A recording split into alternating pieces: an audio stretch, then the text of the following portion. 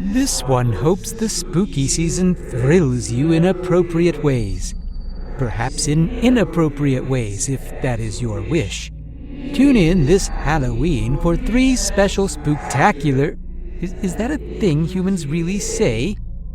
For 3 special episodes featuring new characters doing things this one is certain will have no long-lasting repercussions on our What? Oh my. That sounds like enkindled excrement to this one.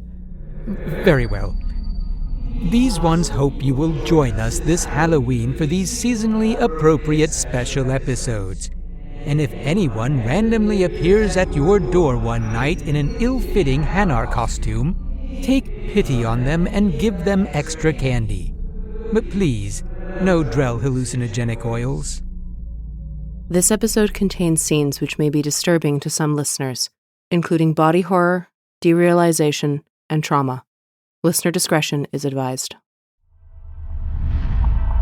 A podcast by the Intergalactic Improv Initiative. Antecedents, Episode 3, Ascension. Featuring the voices of Tiff Compton, Grové, Chase Hutchison, Lea Lawson, and creator, Kaya Renwick.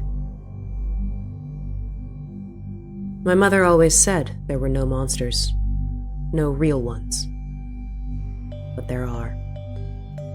I should roll. The year is 2180. 22 years ago, the MSV Bosco disappeared while on a research mission in the Armstrong Nebula.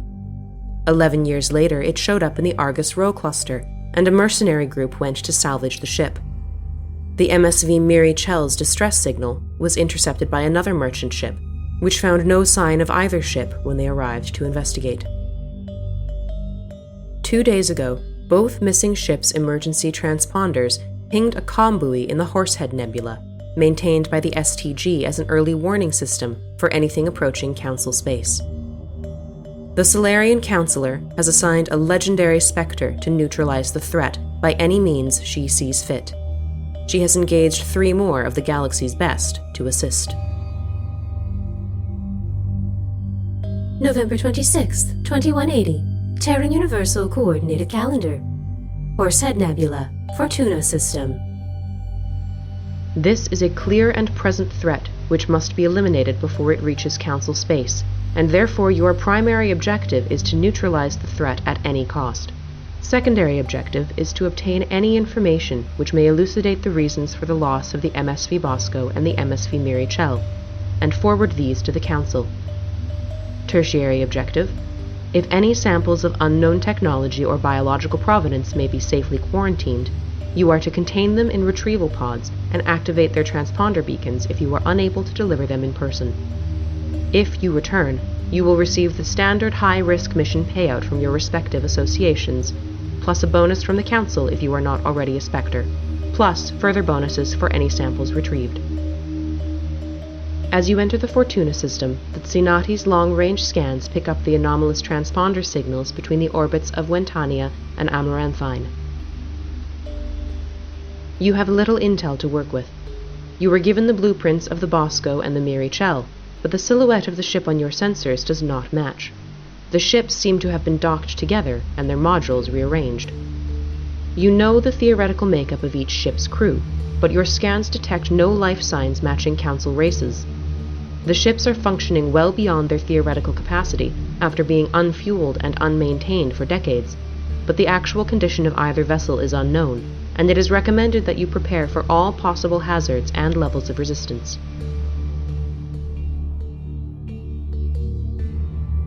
Voice print identification requested.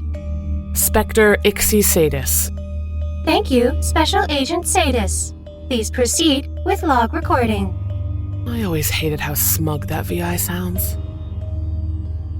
Mission log 149-A. The Council, in their infinite wisdom, has charged me with what I can only describe as a classic suicide mission. Or perhaps I'm being dramatic again. Ascertaining the status of not 1 but 2 long-lost ships that are somehow able to send distress calls when the crews have surely begun to decompose is no mean feat. It is, however, incredibly exciting, isn't it? But where are my manners? I usually record these entries alone, so you'll have to excuse my candor, comrades. Why don't we start with some introductions? I am Ixi Seidus, Council Spectre and agent in command of this mission. I don't like to brag, but... oh, who am I kidding? I love to brag. My biotic skills outranked my fellow Second Fleet commandos in every controlled test scenario the higher-ups could concoct. And the team I have put together for this assignment is similarly talented. So who's next? I'll go first. And thank you, Ixi. Ish'afek Ant. I'm Agent Velteia Phaidon. Yes, of those Phaidons. I'm in the Black Watch, and our family has a very prominent military history. Blah, blah, blah, blah, blah. Oh, we worked so hard. No, that's not true. I didn't work hard to get this position, and it wasn't given to me because of my name. It was just easy. I'm just good. And this mission, you chose me because you think I can do the thing. And I can. I am so excited to be here. Because I was bored. Out of my mind. Oh, you would think that the Black Watch duties are exciting, but look after this guy, protect that guy, kill this group. Oh, watch this woman for 7 damned hours. Oh, I need more. I just enrolled in the Black Watch medic psychology line to show that I can crush anything. It's like, that's gotta be a cinch, right? I mean, if I can take people down in a heartbeat, so compared to that, what's the mind? So, let's do this. Let's show them who the hell we are. Greetings. I am called Netta Vozzo, Special Operator for the Solarian Test Group, known as STG to most. I am proficient in more than half a dozen alien dialects and have a higher than average knowledge of galactic history. I also excel at repair. Hey, who took the last of the protein tubes? I'm a vegetarian. Oh, okay. What are you doing over there? We are doing our introductions for the mission assignment.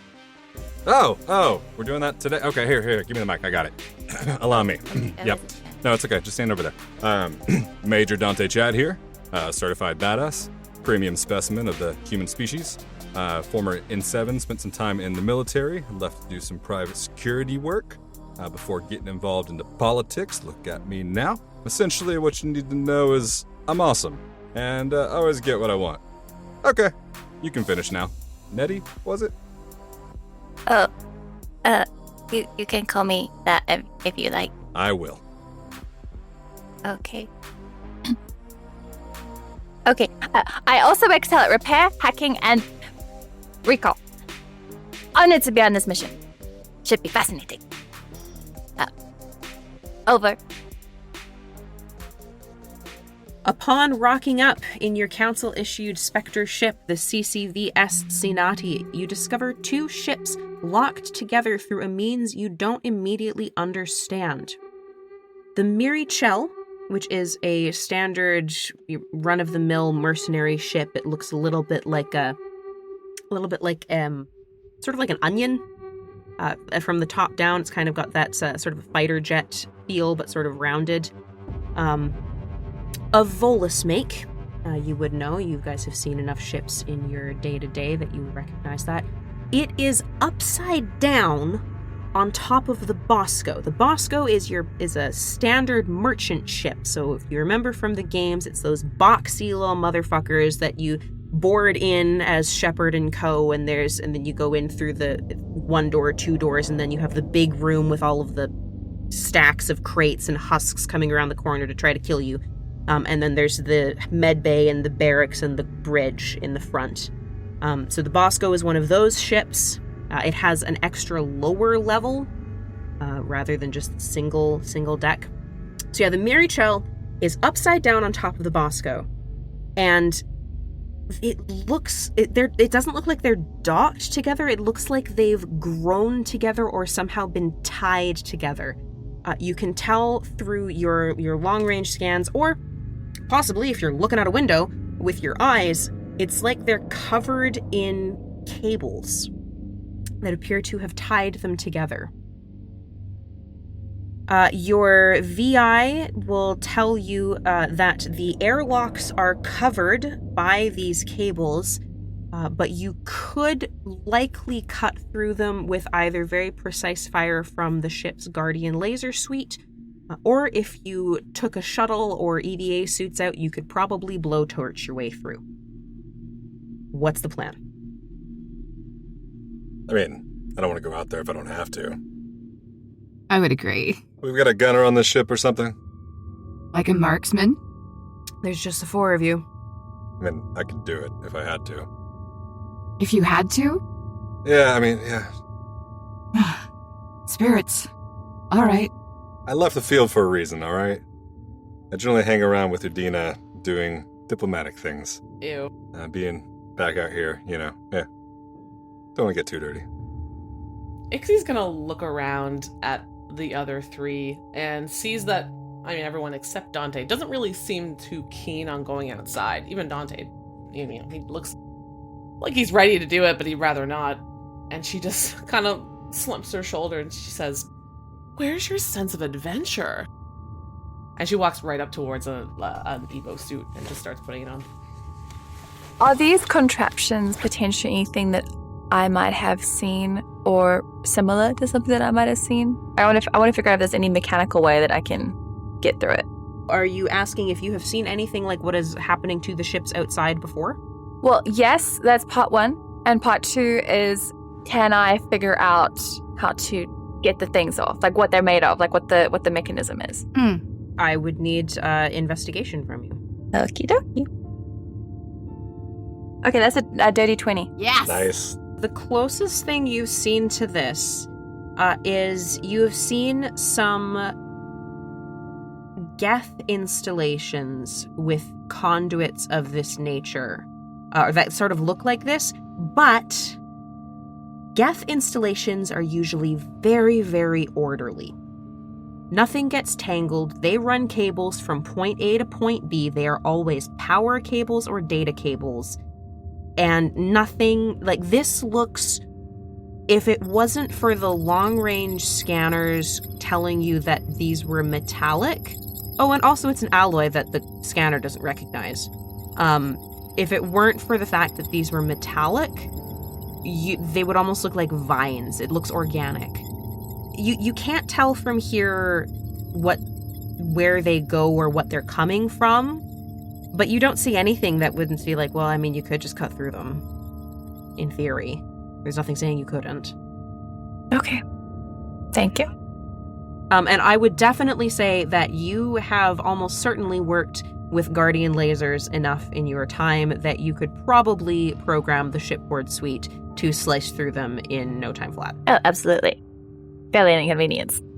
All right, if you want to do it the precise way. I was just going to blast it, but, whatever. We could definitely try blasting it after if it doesn't work the first time. Mr. Chad.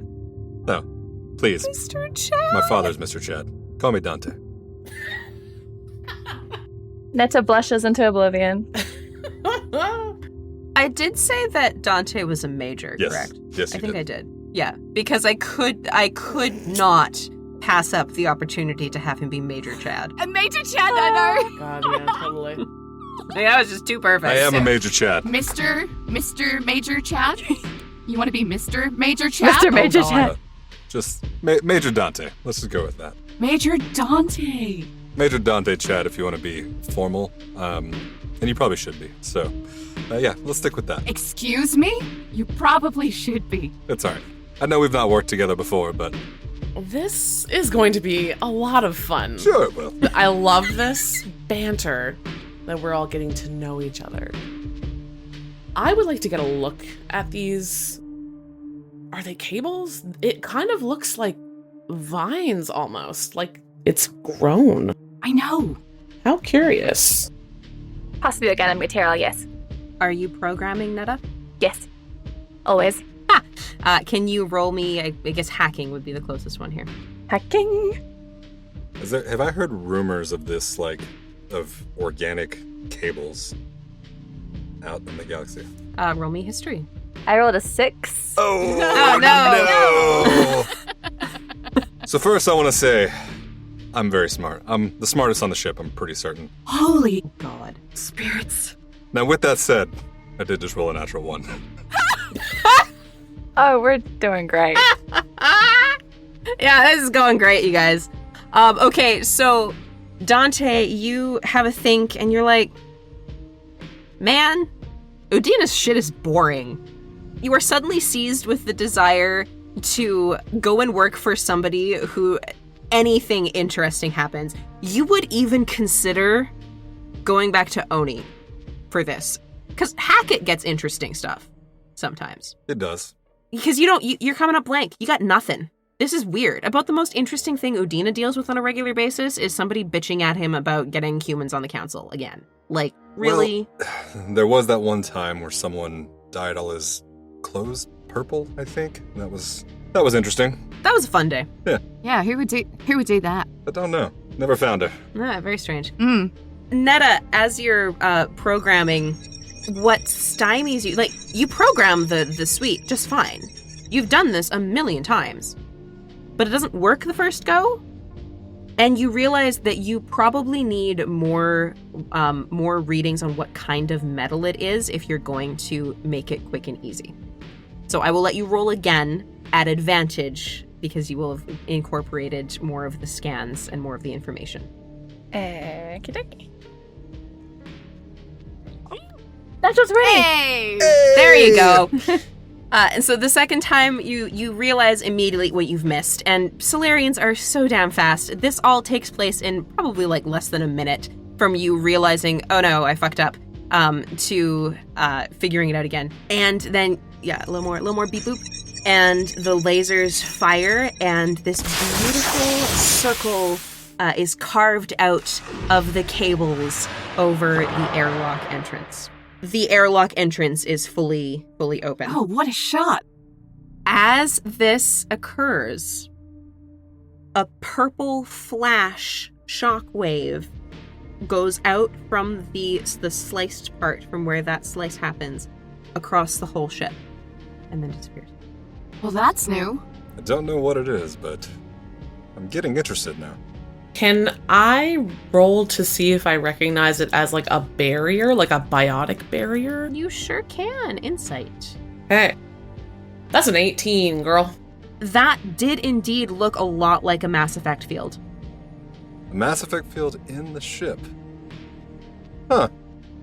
I mean, technically, kinetic barriers are all Mass Effect fields. That's a good point. But this one is, it looked like a biotic field as opposed to just a kinetic barrier. And so, yeah, it looked more like a biotic barrier. Or a warp field or a shockwave field, like an actual biotic power, rather than just the ship's shields reacting to the lasers. Biotic power meaning it's a person, sorry. Like a person did it. That's what I was about to say. Is that the differentiation? That a biotic is from a person, whereas a kinetic is more like a inanimate object? So kinetic barriers are small and often very frequently rotating Mass Effect fields that deflect force. A biotic barrier is created when, a person activates the nodes of element 0 in their nervous system to create a dark energy field that would then either tear apart or change the mass in one direction or the other of whatever comes into contact with it. So it's a biotic field, and it's potentially organic. Ixi's our Spectre, right? I sure am. I'm also an adept. So she, when this happens, she's already looking out. She's already looking out the window, and she had like the suit halfway on, and then she just stops and she says, "I'm something of an expert in this area, but did that not seem vaguely biotic to anyone else?" Oh yes, in my experience, that looks very much like a biotic field, not kinetic. Absolutely. Didn't the scan say that no one was on board, but this kind of implies that someone is? The scans were not able to penetrate into the ships. You don't know. You know the theoretical makeup of both ships' crews. So in theory, there were 2 humans, a Quarian and a Solarian, on the Bosco when it disappeared. And there was a Drell, a Turian, and a Volus on the Miri Chel when it disappeared. So, Spectre, you Asari don't have any science projects that have gotten loose lately, do you? If we did, we wouldn't be at liberty to say, now would we? Well, we might be at liberty to find out. Whatever is happening over there, I'm certainly interested. So, why don't we make our way? Hell yeah. This'll be fascinating. Yeah, it's a little more fun than pushing paper. Our ship, can it fit through that airlock hole, or do we have to go out in space? You could dock with it. Okay. Yes. Ooh. It's not going to go in, like, Sure. because you're the same sort of size. So just like any time the Normandy docks with the ship in the games, that's exactly what you're doing. Is you're docking with it. So we could dock with it, but is that wise? Like, would we get vined? There's only one way to find out. Well, Distinct possibility, yes. Great. there's a couple ways to find out. Love that. Awesome. And this is why we're getting paid hazard pay. You docking? So yes, I believe we're docking. Okay. You successfully dock. What's the plan? Are you doing any systems checks, any scans? Are you just suiting up and walking in? Ixi's gonna do a scan to see if there's a breathable atmosphere inside the ship. Haha, good call. There's not. Okay. The atmosphere on the other side of the airlock is entirely nitrogen and krypton, and the ambient temperature of the ship is approximately minus 60 degrees Celsius. Celsius, thank you. And what is that in freedom units? Well below minus 40, because minus 40 is when they're even. right. Oh my gosh, I just realized Trace is the only one here Freedom who uses units. American measurements. Freedom units, thank you very much. Uh-huh. I'd like to request that this stay in the I'm episode. not usually in the majority. I know, this is so exciting. Oh no, it's so cool. The pressure is also considerably lower. What are the implications of that? The pressure being lower? You're gonna want to wear a suit, Come on, Yeah. Chad. and you are not going to be able to breathe the atmosphere over there. I was gonna go into my skivvies, but suit's fine. You would. Otherwise, the implications are that also that does not match any known Citadel or Council species. That is not a familiar atmosphere. The closest would be the Volus, you guess, because they breathe nitrogen, but they live on a very high pressure world, not a low pressure world.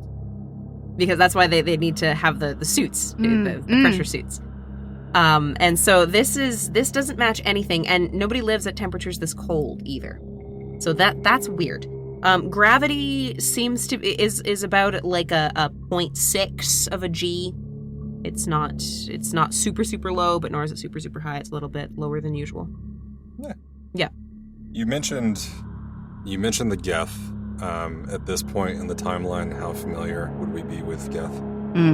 I would like all of you to roll me history checks to that effect, because this is before the Battle of the Citadel. This is 2180, and the Battle of the Citadel is 2183. Yeah, baby. 27. Fuck. 9. Ixi, I think most of you've taken jobs that have kept you mostly in council space.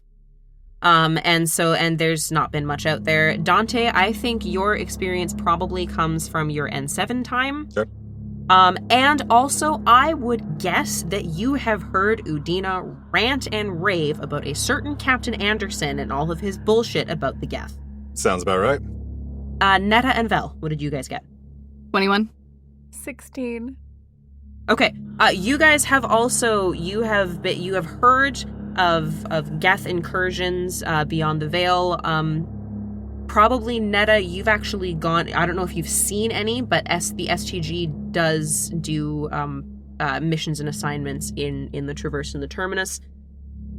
The Black Watch, not so much, but I think, Vel, in terms of your social connections, you might have heard more than others. So I would say that you are all aware, except perhaps Ixi, and Ixi I think it's just because you don't give a shit.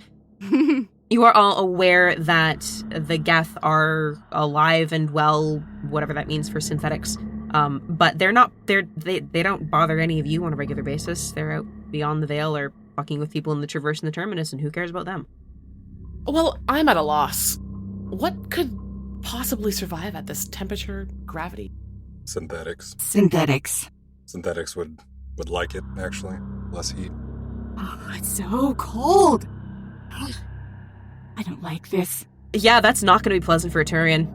You don't have your glove warmers in your... Yeah, you're going to want to crank the heating coils in your suits. Cold. Yes, actually, that's a very good point. That synthetics would probably thrive in this atmosphere, especially because it's very low oxygen, so very low oxidation, low rust, all of that sort of stuff. Vel's gonna grab her Adolph's anti-synthetic rifle and load that up with armor-piercing ammo as well. Nice. As she starts to suit up. I'm assuming you are all suiting up. You don't need to tell me that you are. Yes. You don't need to tell me what you're bringing. It's fine. I believe you guys. You have your character sheets ready. Ixi was already halfway there. All right, you guys headed through the airlock? Ixi's going to lead, just because that's how she is. Okay. It's warm. We're thinking warm thoughts.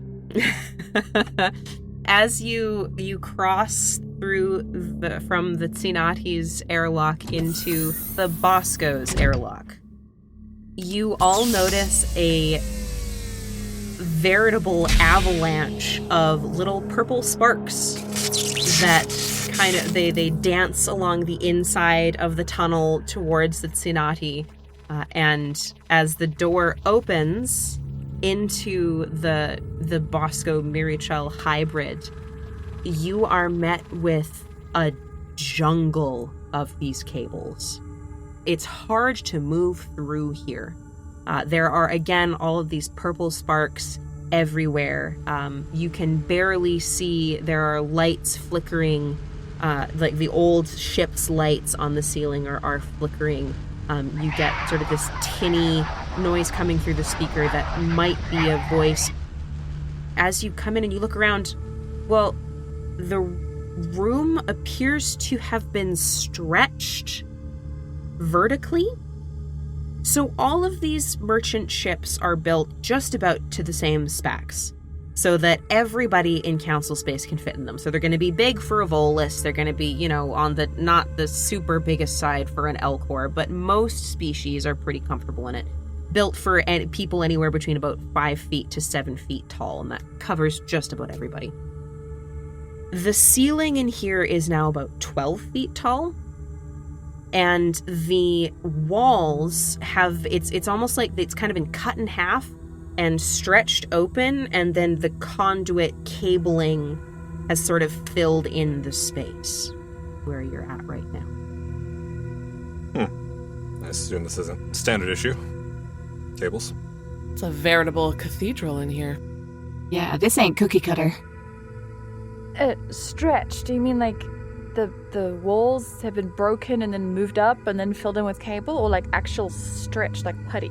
No, the first. Yeah, it's been renovated. Okay. The purple sparks. Yep. Is that... Can I touch it? You can try. All right. I'm gonna reach out. Remember, so the spark. What's sparking? Chase, the cables. Chase, your gratch is showing. So I want you to know, around Adina's office, we have a saying, and that's Dante is smartest. And so, just if y'all would like that to catch on, you could be in on the joke with everybody else. My presence has an uplifting effect on people. So anyway, these sparky things. I'm gonna walk over and I'm just gonna stick my arm out. Yeah, that seems like a good idea. Do that. Potentially unwise, unknown substance. Hey, let him. It's fine. For you frailer types, it wouldn't be recommended, but it's okay. I'll be fine. Says the human. I am a specimen, a supreme specimen. Oh, you're a specimen, all right. Of the human species. So let me show you how it's done. I'm not grabbing anything. I'm going to open hand, reach out, get it in there, and just see just how, like you're going to touch a hot stove, which is something that you do. You just kind of touch, ready to pull back if it's ouchy. Okay, you reach out, and the purple sparks are kind of coming in waves along the cables.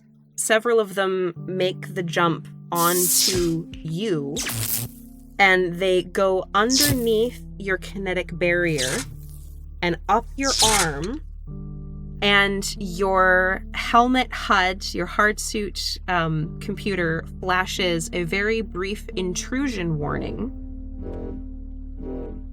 followed by a rapid uptick in all of your systems' efficiency. Your oxygen filters get better. Your uplink and download speeds between your heartsuit and your Omni tool get better. Your HUD camera is clearer and has better night vision than it ever had before.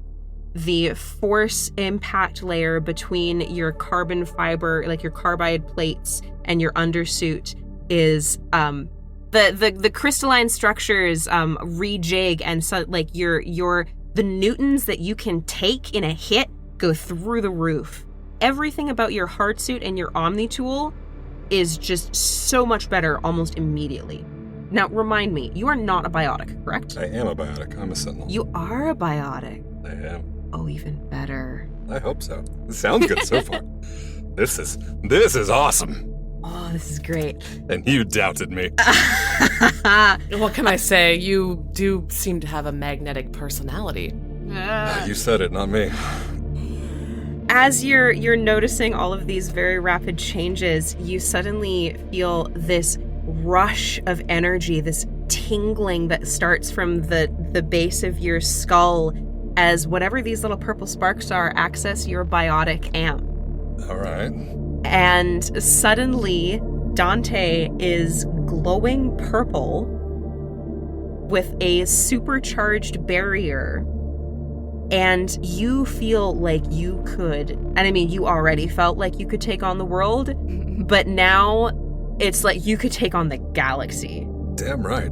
God, that's just what he needs. Well, yeah, we're worried. I think I got an upgrade. Huh. This is truly fascinating. Netta's gonna go and, examine everything that's changed with a little logbook.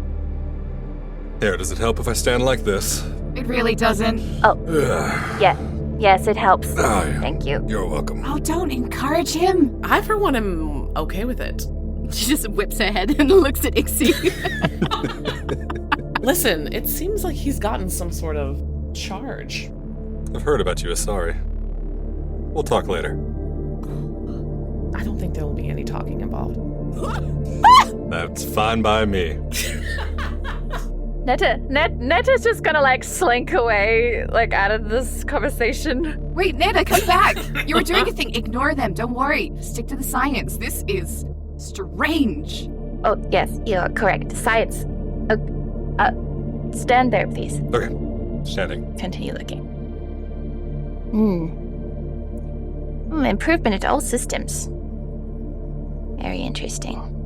Sure feels that way. Even with this, souped up vision, your complexion is quite impressive there, Nettie. Are you guys continuing into the ship? Of course. Nettie is blushing into oblivion. Aw. She'll regain her composure.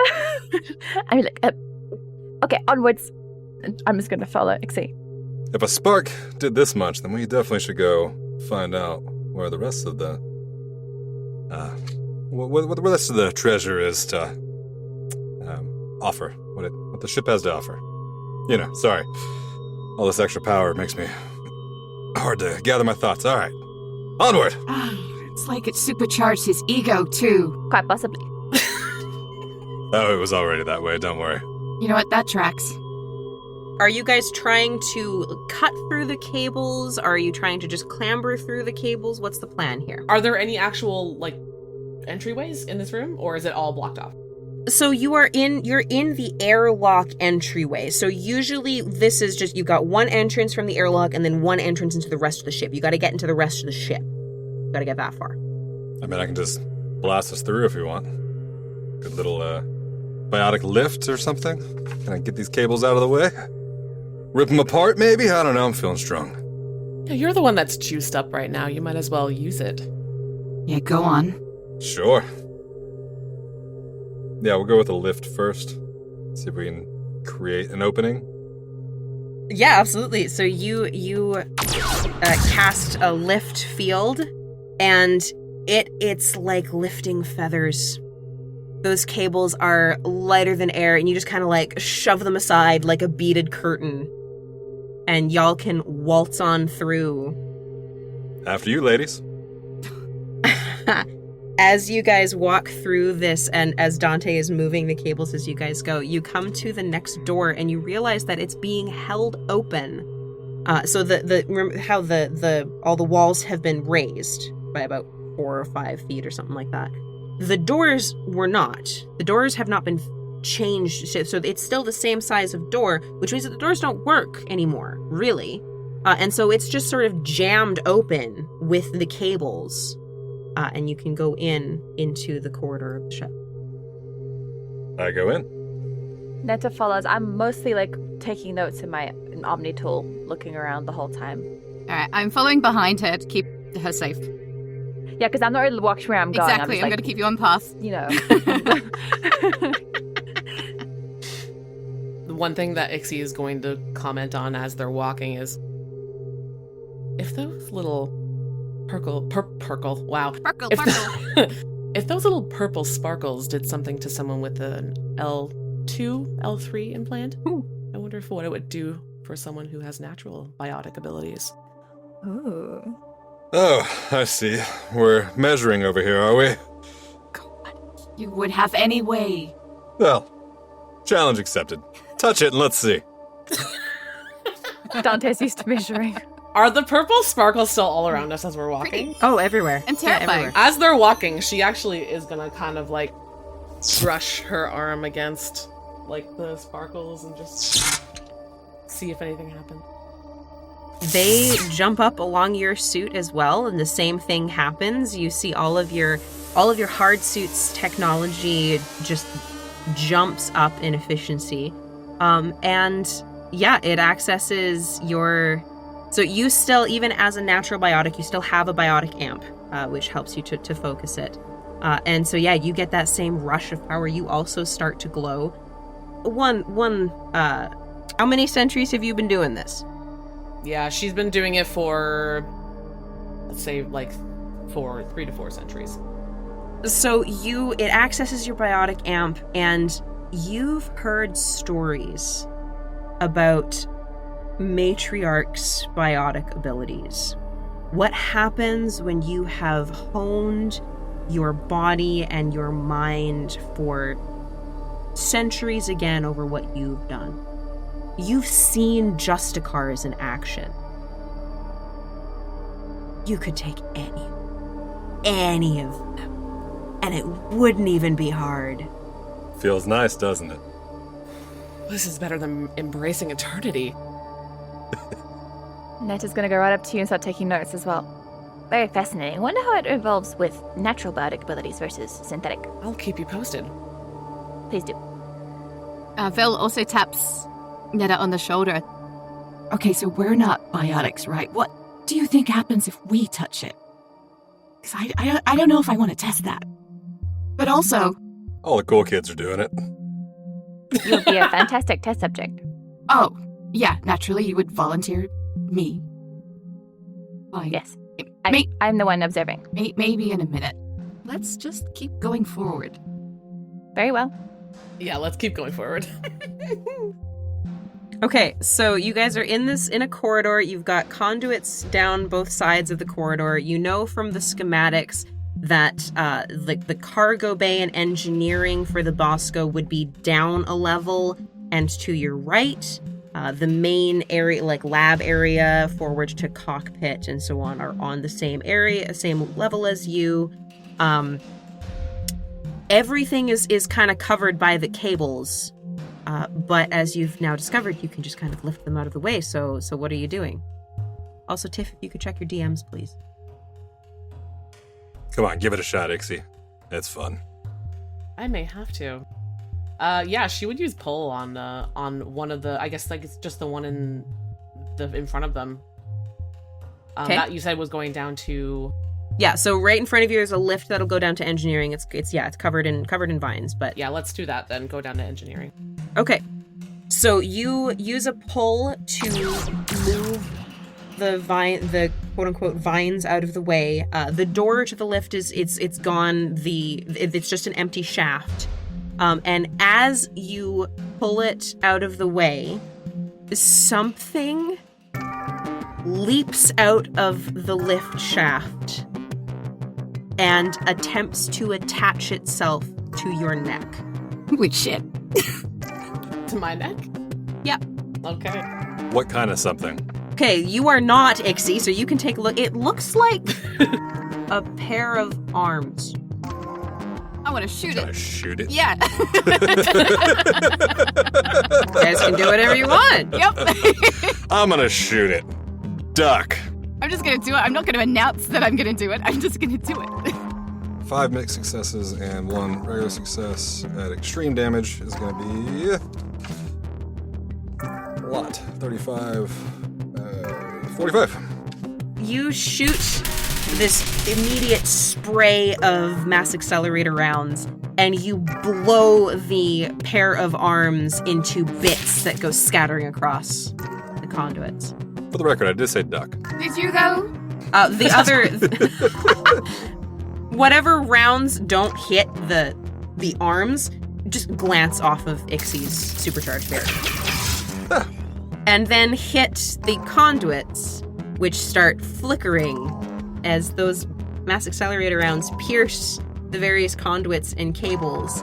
The ship shudders, flashes purple, and you hear a really horrible scream from somewhere deep inside the ship. Well, that's totally normal. Yeah, sounds fine. Let's head to the bridge. I have a bad feeling about this. That'd be fine.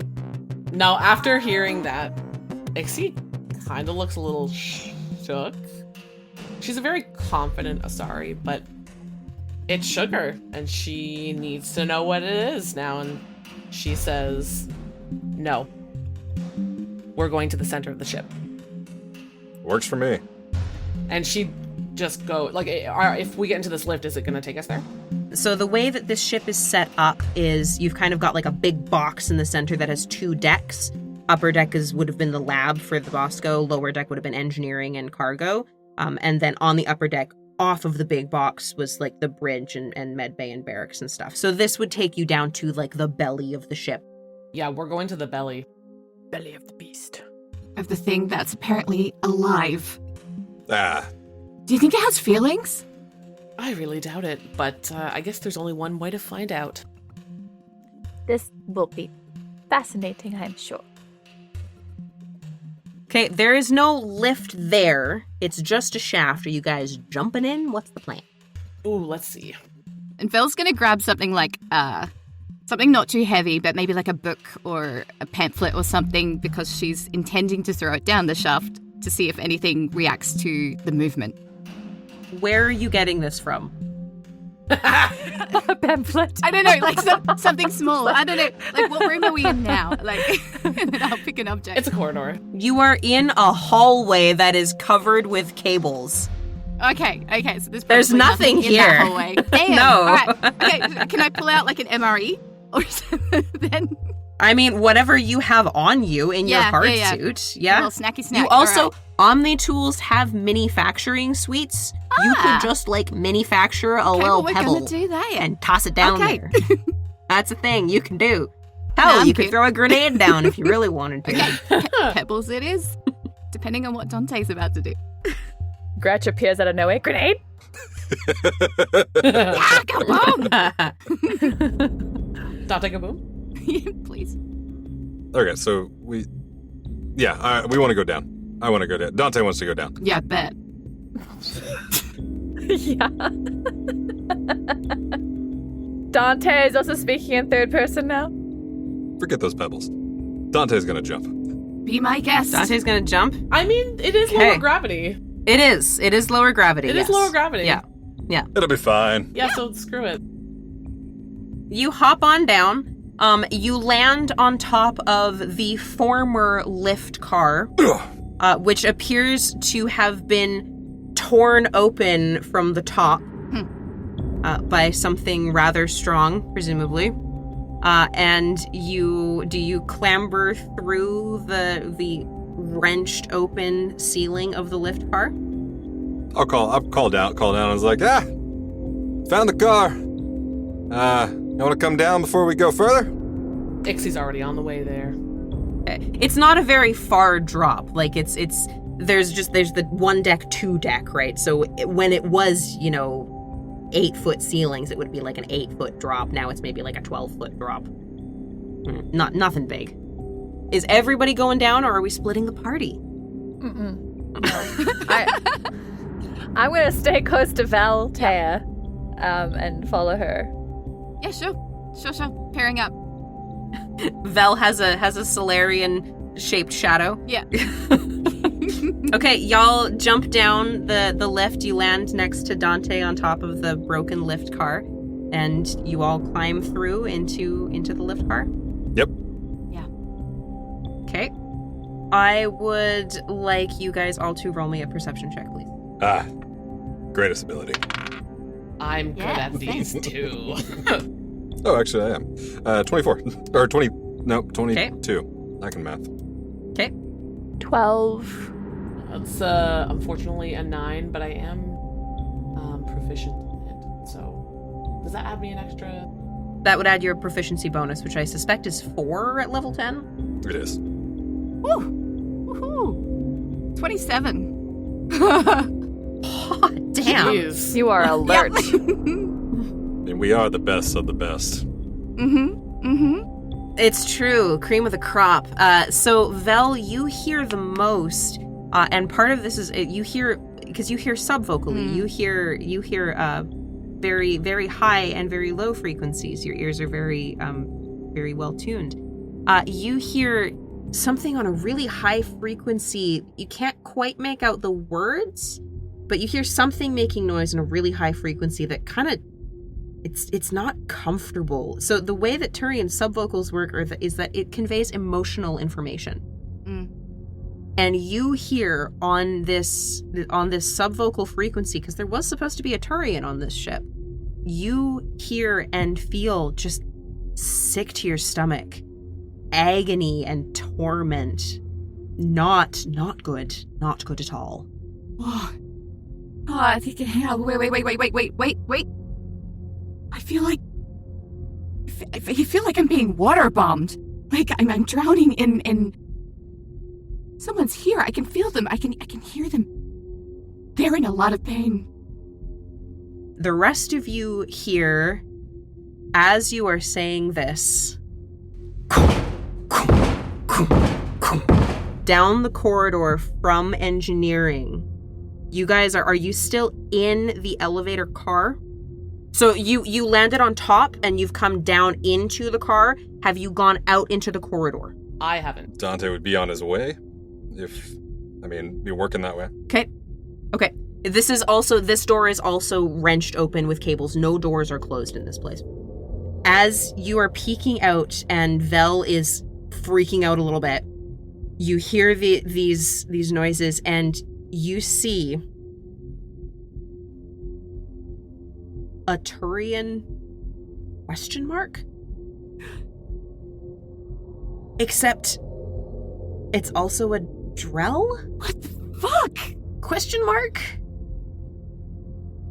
This thing has been cobbled together out of bits and pieces of a Turian and a Drell and pieces of metal, and you can see glowing purple nodes of element 0 embedded in its limbs. It is taller than it should be. The jaw of the Turian, so like the mandibles and the jaw, have sort of been wrenched downward, and you can see sort of in the back of the Turian's skull cavity, you can see the deep black eyes of the Drell glinting in the sparkling light, and it is coming towards you. Spirits! Is it armed? It has arms. There are shotguns in its arms. The shotguns have been grafted into these patchwork limbs. Hey, y'all, its arms have arms. Ah! Welcome to the gun show. Welcome to the gun show. But they're not bigger than mine. And I kind of and pull out the Typhoon. Wait, hey. Big scary monster? Not. What do you want me to do besides blow up the big scary monster? Yo, hold up. These were people once. Maybe still. Just give it a sec. Hey. All right. I'm gonna throw up a barrier. That's a good... yeah. Netta's doing a scan with her Omni tool of the creature, because this is the most interesting thing I've ever seen. Hey, hi, I'm Vel. I'm trying to subvocally communicate that I am a friendly. Okay. Yeah. I would like you... Okay, there's a lot going on here. One time. Vel, I need an insight check. Netta, I need an investigation roll. What is it? This is not going to translate because it's a podcast, but everyone needs to know that Lea is making her hands have 3 digits like a Turian, and it's everything to me. Yes. Just I noticed too. Just so you guys are aware. Happy. We're keeping that in. You are my visual translator for every episode we're in. I know! Would this count as a medical emergency? Because I get advantage if... Well, I get a higher insights. You know what? Yeah, cool. Yeah, sure. Yeah. It feels like an emergency. Yeah. Excellent. All right. Arguably medical. So then... Oh, damn, it's only a 15. It is hard to understand because the frequencies that this thing is communicating on aren't quite right. You can hear it, but it's almost like it's garbled. It is in incredible pain. But also, there is this indescribable mix of pain and power and freedom and pleasure going on. And it is a little overwhelming. It has raised one of its gun arms, but it hasn't immediately fired on you. And it makes this horrible mockery of language, mainly because there's another head in its mouth. But also, like, it's so the Turian head is trying to speak, but the Drell head is in the way, and then the Drell head is trying to speak Venian, but it doesn't have the mandibles to do that. And so you get this horrendous, you can barely make it out, but it's asking you to come with Kay. Yeah. Netta, how's that investigation check going? 21. Yeah. This is the most elegant and most horrifying chimera of a being you have ever seen. There is a reason that stitching together different species is kind of a lot illegal. You don't say. But whoever did this, god damn, they did it well. The nervous systems are fully integrated one with another. This is one being made of 2 beings. It has been implanted with so many nodes of element 0 that, like, you've never seen this before. If it weren't for the fact that it were so obviously a travesty and just this horrific mockery of nature, well, it's kind of cool. Incredible, very intricate work. Nervous systems completely emerged. Fascinating. Mornak Svinkar. This is wrong. This is really, really wrong. But I think it's asking us to come with it. I don't know if that's wise. Inadvisable. Right, yeah. I mean, we were trying to get further in. See where it takes us. I mean, it's not trying to shoot, so that's good. That's great. That's great. But this is so... Spirits, what have they done to you? I'm so sorry. As long as it's not hostile, I don't see a reason why we shouldn't follow him. Hey? I'm not sure what exactly you are. Trying to figure out the monster's pronouns. And there's multiple beings in one. Yeah. Okay. So it turns around, and speaking of you guys, I give you A, B, and C, and y'all pick F. Classic. The Drell Turian monster turns around and walks back the way it came. And as you guys emerge from the lift and follow it, you see that whether you had come at this from the top or the bottom, the result would have been the same. The two decks of the Bosco, the engineering cargo bay and lab deck, have more or less been combined into one. The floor has been torn away. And as you look up, you can see that the top hull of the Bosco and the Miri Chel have equally been pulled away. The two ships have essentially been turned into this big cocoon, this one thing. And as you approach, there's this bluish purple glow that gets brighter, and the being pushes the conduits aside with its creepy long arms. You see the unshielded Ezo core of the Bosco, the drive core, in front of you. Symmetrically over top is the Miri Chel's Ezo core, everything having been torn apart to get at it. All of the cables spool and spiral around both Ezo cores and come into the center in between where the main lab deck of the Bosco would have been. There is this Gordian knot of cables and conduits.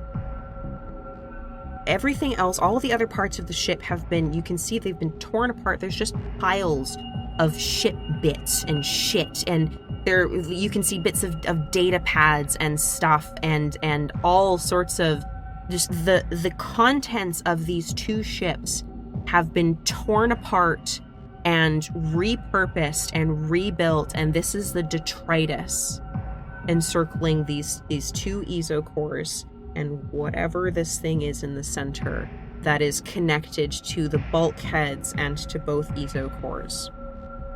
The being stops between you and the Ezo core, and you hear footsteps fall in behind you as well. Netta, you ever seen anything like this before? Not exactly like this. This is very unusual and unique. Possibly organic material chimera ships. I mean, made into chimera ships. Sorry. Chimera ships? Huh. That's a first. I'm going to turn around because I slightly trust the being in front of us, but I heard the footsteps, so I'm just going to raise my gun and kind of walk sideways so I can see the team and see the other direction. Behind you is another something.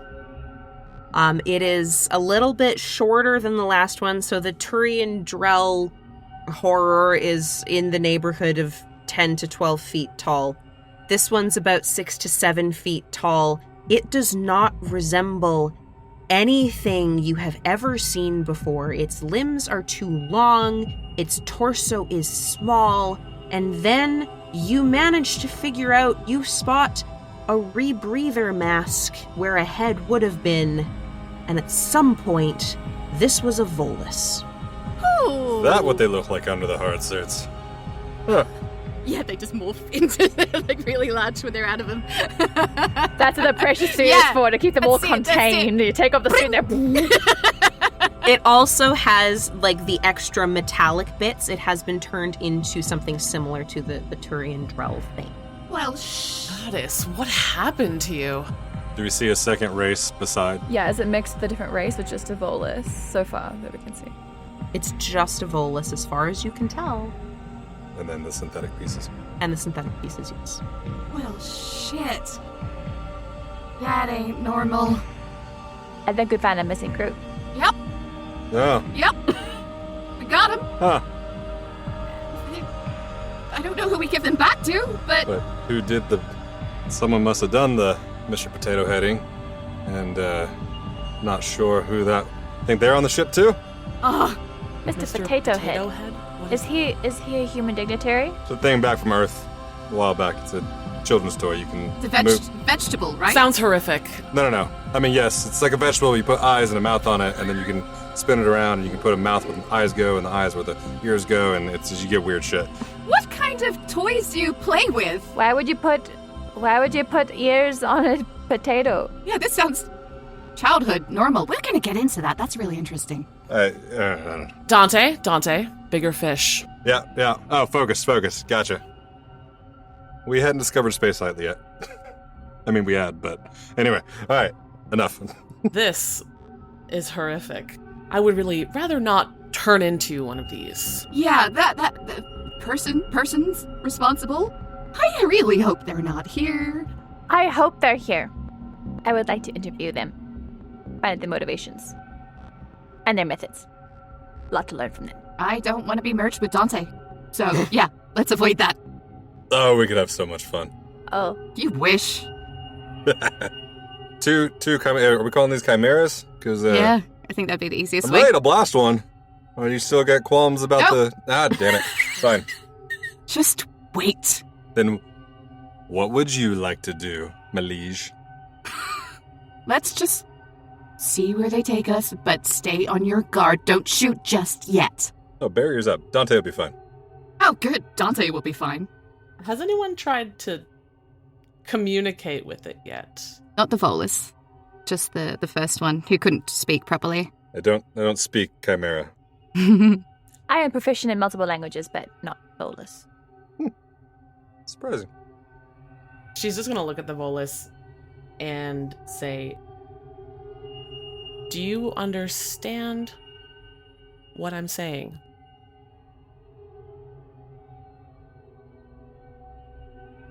It takes a step toward you. That seems vaguely like understanding. Or hostility from the monsters. Okay, human. Calm down.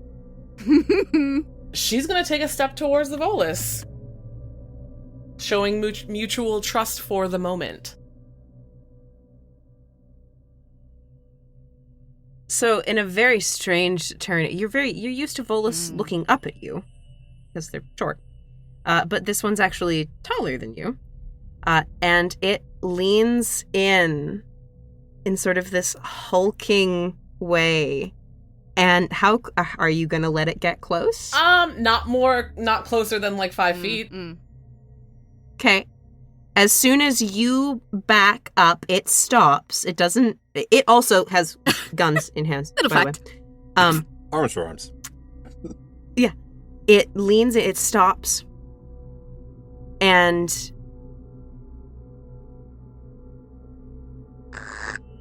get out. Go deeper? That's what I heard. That's what you always hear, Dante. Oh! Fuck's sakes! Solarian, I'm impressed. Would you like to find out? Ixi is visibly like, again, for lack of a better word, shook. But at the same time, like, she wants to heed what he's saying, but the money, man, the money. So she turns to the rest of them and looks at it's like an anomaly between the two cores, you said, right? Yep. And she looks at the Drellturian. And since she had such luck communicating with the Volus, she's going to try and communicate with it and point at the anomaly and say, "Is this what made you the way you are?" Again, this is not where I expected this episode to go. Yeah. I love you guys. This is fantastic. Yeah. We're like trying to find understanding. Guys, want to sign up for a suicide mission? Great, let's talk our way through it. I mean, that is Mass Effect in a fucking nutshell. So I really can't complain.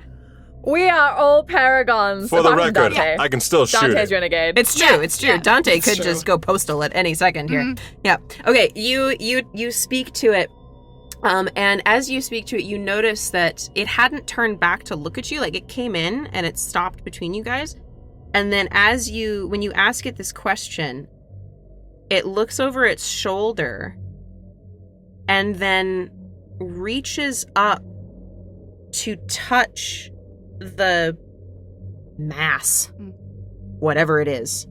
And I would like you to roll me insight, please.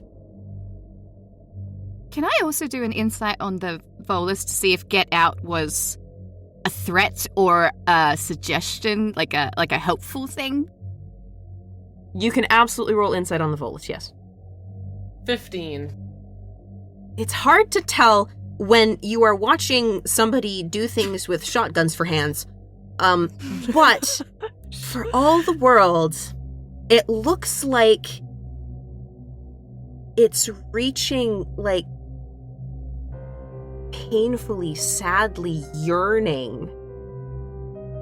And I'd like you to roll me a perception check with advantage. And I got a 19. I got a 20, dirty 20. Woo! Okay. You follow the line of the Turian Drell monster's arm, and you make out in the mess of cabling, there's a body in there. There's a Quarian in there. And it very much looks like the Turian Drell amalgamation is reaching for the Quarian. Netta, Yes. I need your keen eye over here. She stares at you, blinking. Not here, up there. Oh. Vel, I'm going to check back in on this insight check. Based on... It didn't sound like a threat. It sounded like it was really hard for the Volus to get it out, as if it were working against something, as if it were speaking against its own will. Okay. What's Netta looking at? Looking at the Quarian, I believe. Doing investigation, I imagine? Yes. And I'll say with advantage because you're being helped by Ixi. No.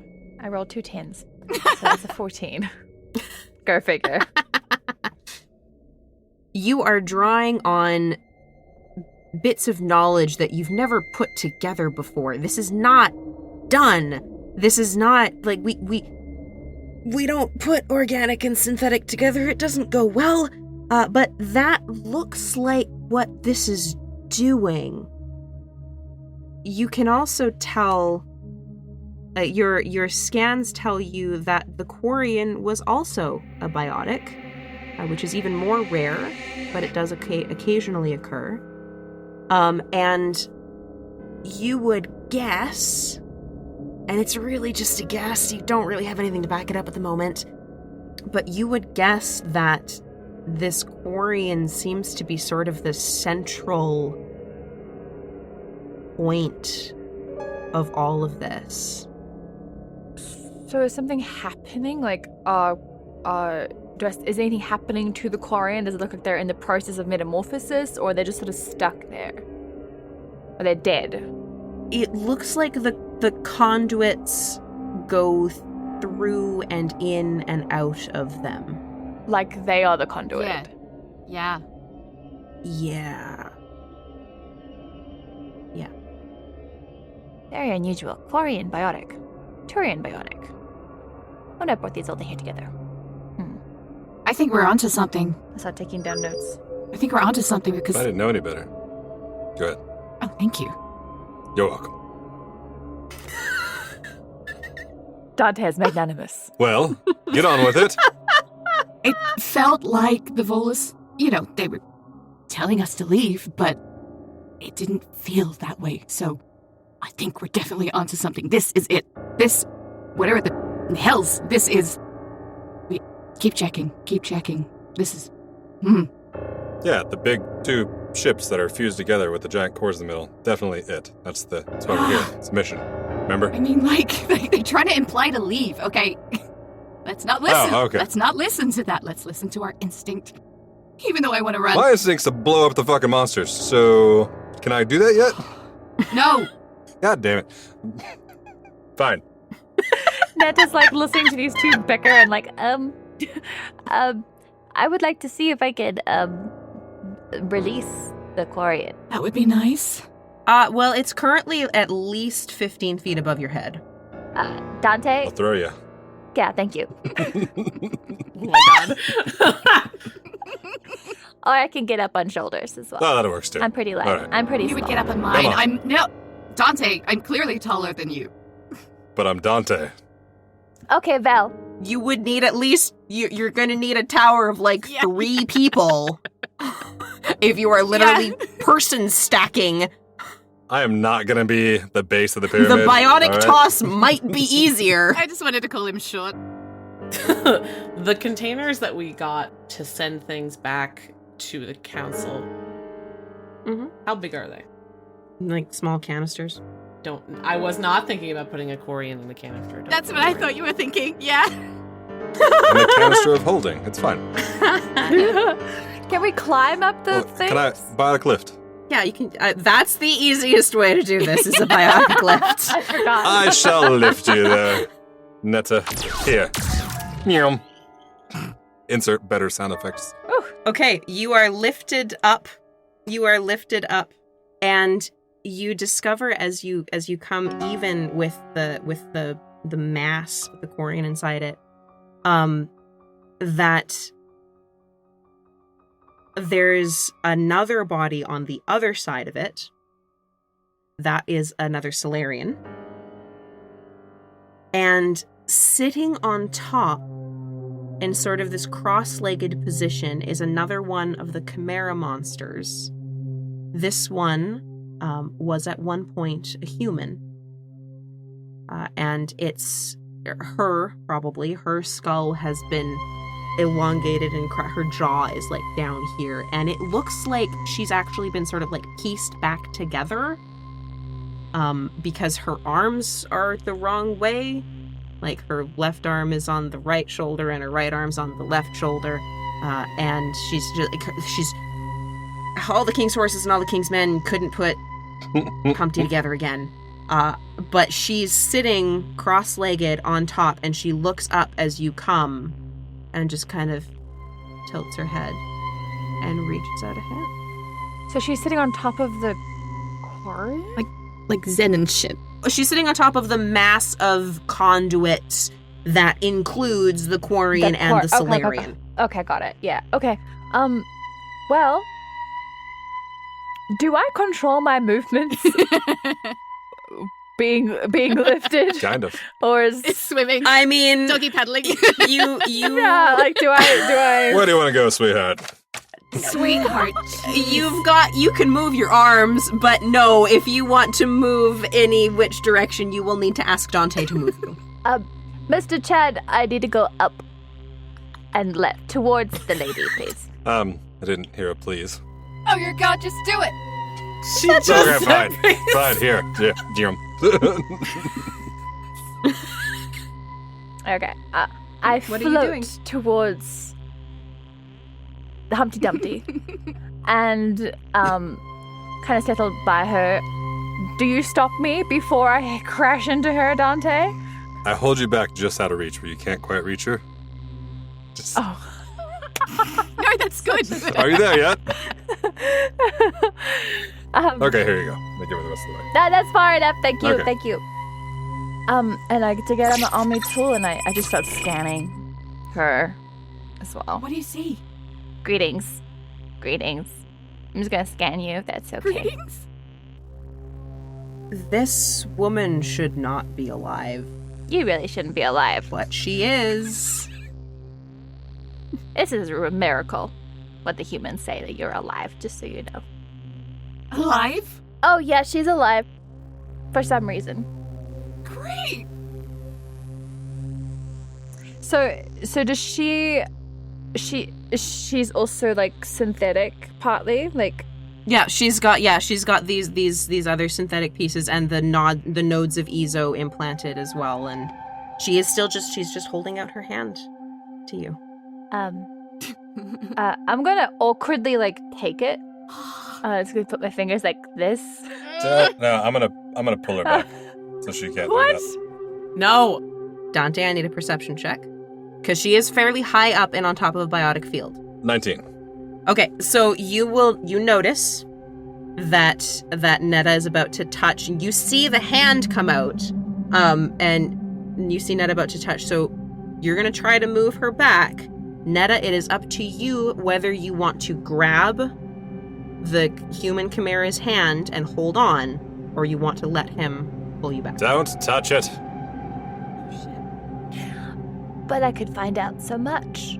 She's a scientist. It'll be fine. I'm switching to the sniper rifle. I'm going to resist. I'm going to resist Dante's charm, and I'm going to hold the hand. Okay, then I need a resolve roll, please. Be a self-actualized woman. Hell yeah. Resolve. And if you want, this could be an opportunity for you to use an effort point if you wanted to add to it, or possibly to re-roll based on that reaction. Okay. Oh my god, was it a 1? That was a 1, yes. That was a... Just for the record, you wouldn't need self-actualization if you found yourself a high-value male.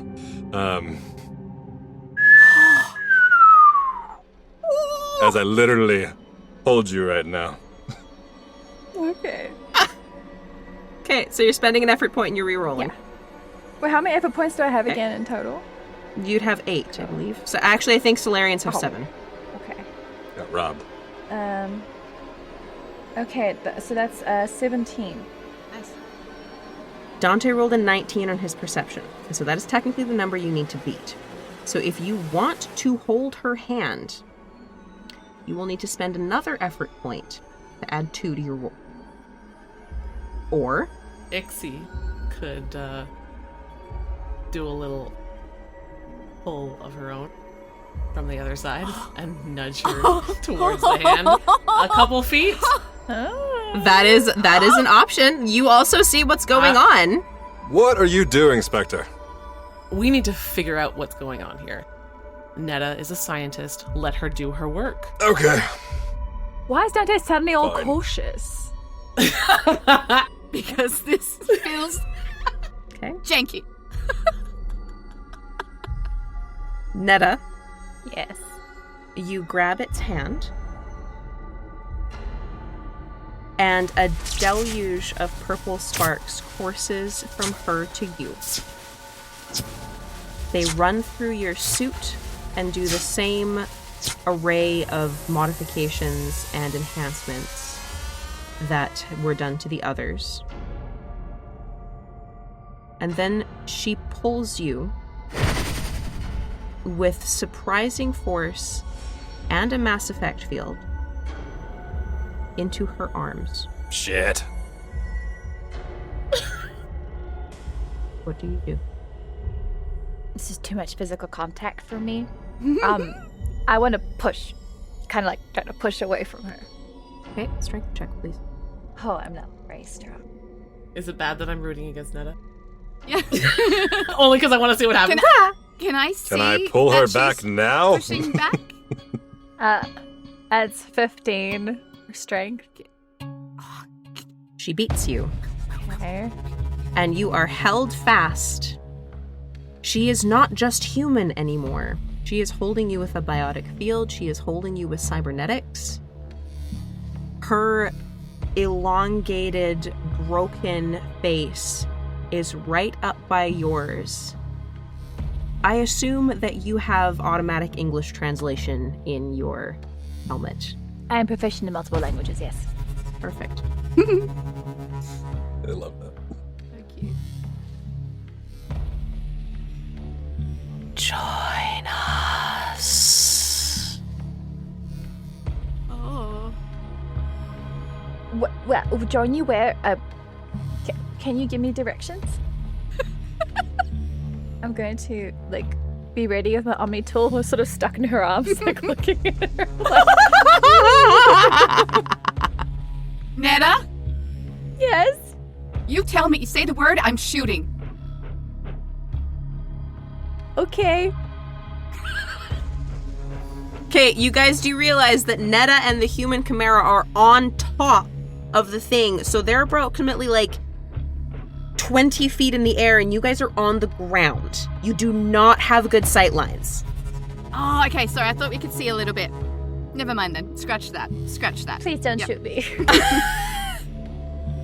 It stands on top of the thing, lifts you by the top of the helmet. Its hands are not guns.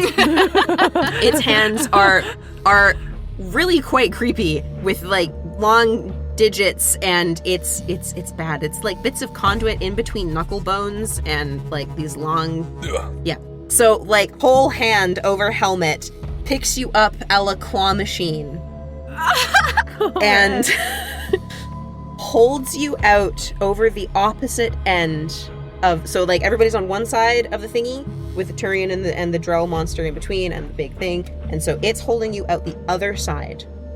Do you look down? Against all my bad instincts, yes. You see inside the Ezocore the silhouette of something. And then she lets go.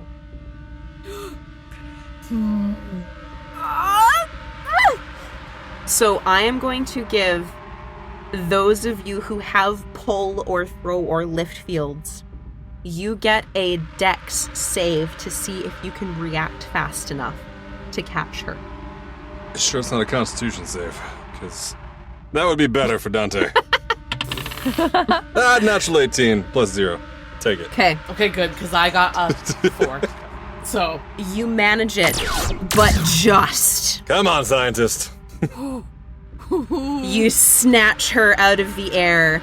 Do you pull her in, or do you just hold her and hover? No, I pull her in. Okay. That was a close one there, Solarian. Oh. Yes, very close. I don't like heights. Well, now you can tell everyone you've been saved by Major Dante Chad. Oh, jeez. You are interrupted by something emerging from the Ezocore with an unearthly, enraged scream. Can I kill that one? Walking out of the Ezocore is a 12-foot hulking exoskeleton of metal. It's like an alien Slender Man. Ugh. A little bit of a Gundam suit / alien Slender Man. Extremely long legs, extremely long arms, no visible hands or feet. As it emerges from the element 0, you see in sort of the concave interior of it, because it's just... It's almost like a stick figure of metal, but on the inside of it is another human. Netta, this is very similar to what you have just seen, but is another human woman who is looking at you all, and the alien skull arcs over her, and yet this thing, it does not hesitate. It fires a biotic shockwave at all of you. I am gonna need dex saves from everybody. So fun. Okay. 19! Hey! Oh, thank God. I also got a 19. Fuck yeah. Nice. 23. Okay. God, I'm rolling good today. Oh, I shouldn't have said that. 6. Okay, Netta, you go flying across the room and into a wall. Fuck. Ixi and Dante, you guys stagger backwards and probably go to, you take a knee, but you're not knocked all the way over. Vel, you manage to grab onto something and you stay where you are. I think it's safe to say we can shoot this one, Dante. Thank you.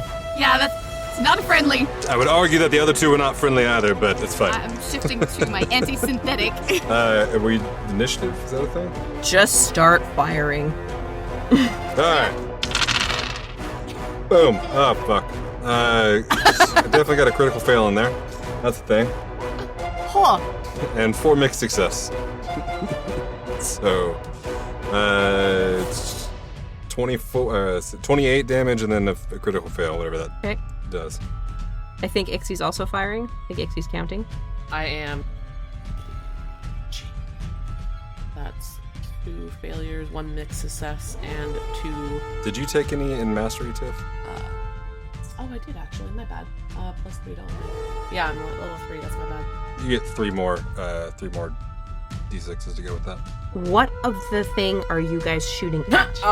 The head, the thing that looks like a head, I guess. Whatever passes as a head. So it's a head over a body. Yes. Like, is this encapsulating around a body? So like a synthetic head, something above. Yeah. So this is it looks like the human is sort of wearing the skeleton as a suit, but the human does not appear to be in control of the suit. All right, synthetic. I go for the legs, and I've got an anti-synthetic, so it's major damage. I got 46. Ooh. Okay. Yeah. All of your rounds bounce off its barrier. Oh, fuck off! Well. Okay, so it screams again, and it moves in. Netta, you are very abruptly seized by the Volus and dragged into the corridor. Are you going to do anything? I would... Oh, I don't have time to do 2 of them. I'm going to try sabotage. Can I try sabotage? Oh, You can try sabotage, yep. I think he's trying to save you. So, weapons overheat. I'll overheat the weapons for 1 attack of mine. Okay. You zap it, and a biotic field comes out and sort of tries to counter it, but the 2 types of energy kind of bypass each other, and it drops you, but then it grabs you again, and now it seems mad. Oh, so that didn't work. In a sense. It's not shooting you, so there's But that. my sabotage didn't work, is what you're saying. It does not appear to be able to use the weapons in its hands, and so its weapons may have been sabotaged. Okay, but there's no damage done. You can't really tell. Oh, okay. Okay, what are the rest of you doing with the Turian Drell and the big old monster? Cryoblast. Can I hit more than 1 person at the same time? I mean, presumably, yes. Yeah, so I'll cryoblast both of them. Okay. To slow them down. I can slow them down by 50%.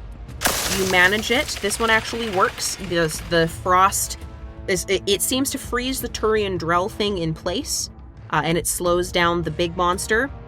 And then the little human one that was on top of the mind, the thing, jumps down and lands on your shoulders. Ah, fuck. And starts trying to take your helmet off. Get off!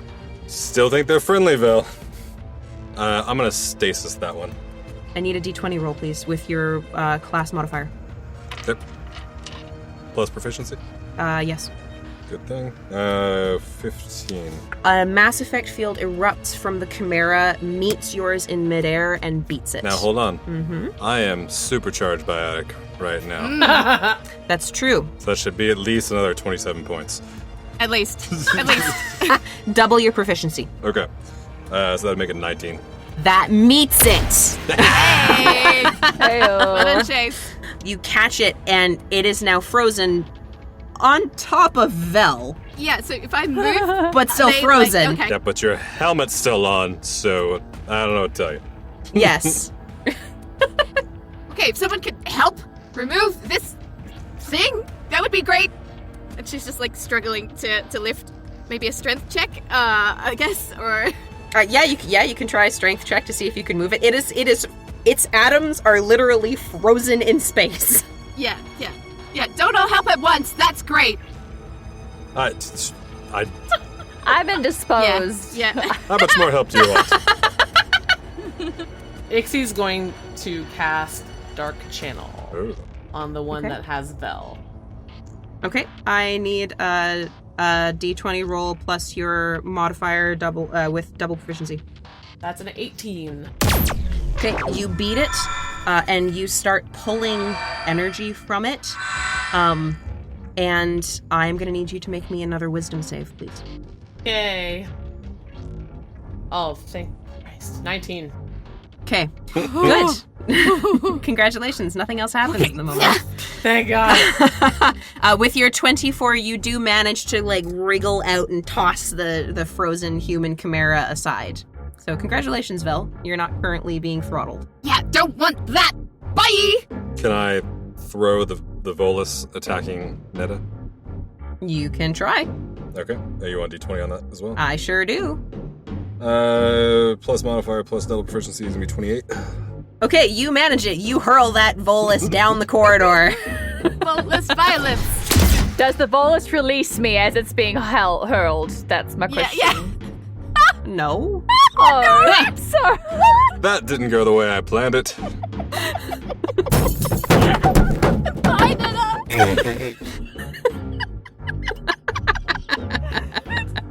Oh my gosh, I was being manhandled so much.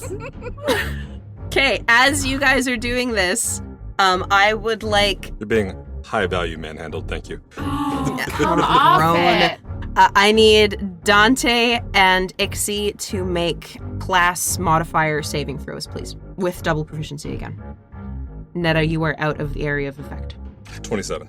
17. Neither of you make it, and you are swept up into a singularity. I'm sorry. I don't think Dante you heard me. I didn't said I make rolled it? a 27. This is TPK, Yes. let's go. She heard you. I know you did. Welcome to fighting a big ol' fuck-off monster. It rolled a 29. Oh! Holy. Well, ouch. Boom.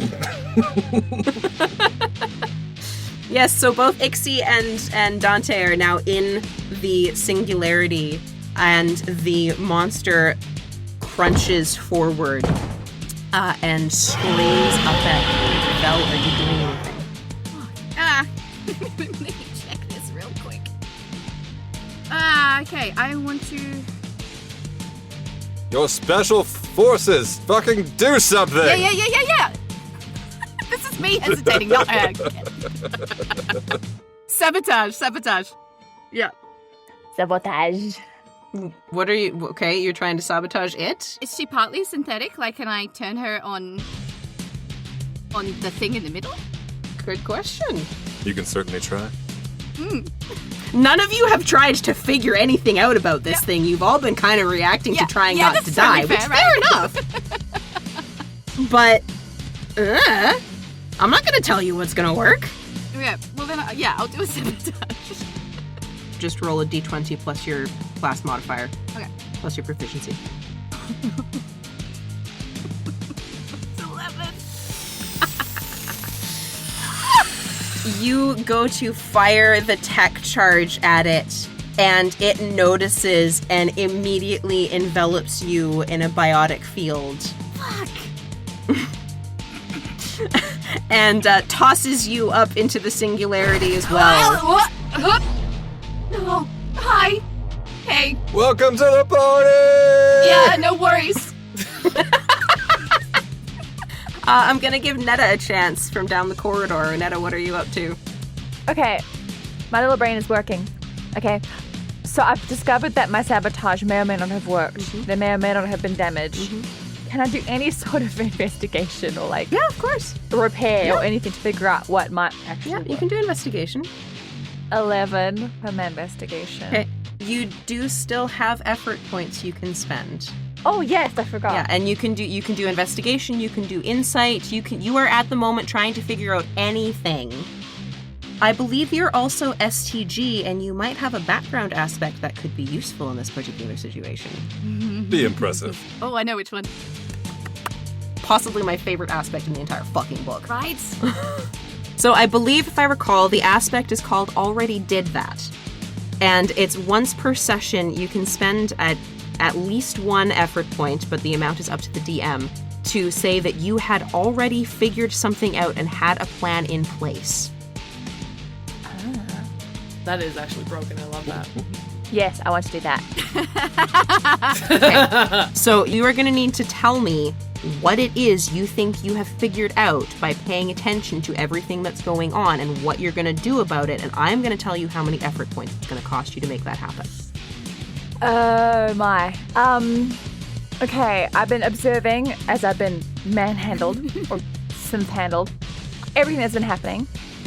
Realizing that the guns don't work at all. Nothing is working.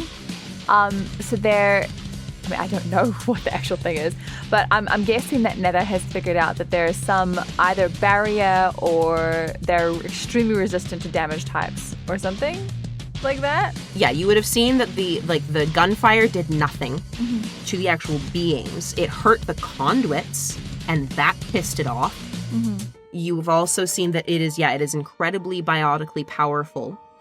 You are also seeing that its thralls, or whatever these things are, they're not entirely mindless.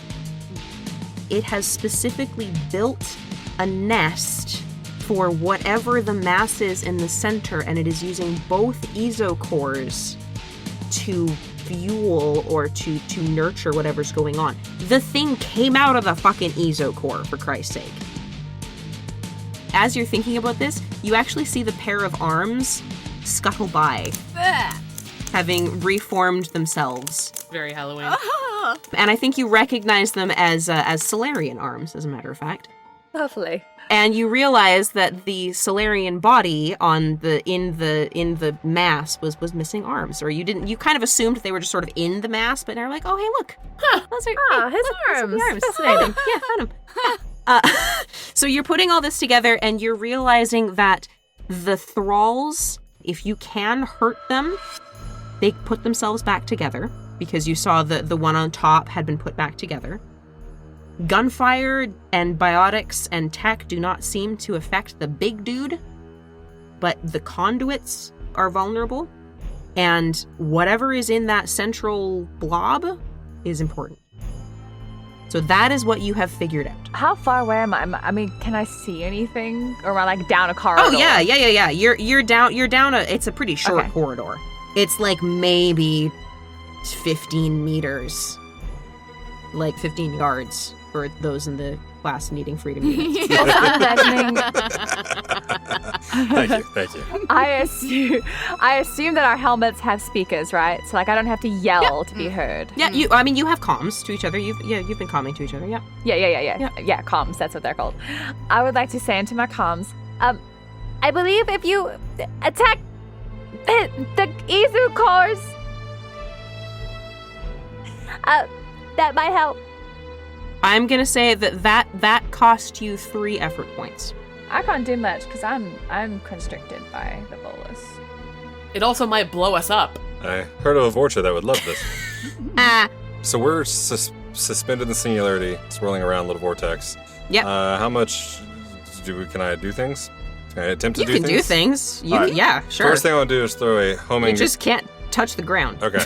So use a bonus action to throw a homing grenade targeted on the mass between the 2 Ezo cores. So you're throwing a homing grenade at the mass in the center. I am. And that's a bonus action, right? Yep, it is. Alright, so I'm just going Rambo at this point. So throw the homing grenade at the core, and since you missed the conduit, I'm gonna, like, as we're spinning, I'm just shooting at whatever conduit I can see as I spin around. Okay.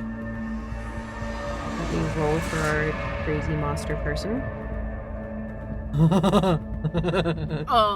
No! Is the monster the mass between the 2 Ezo cores, or is there a separate mass besides the monster?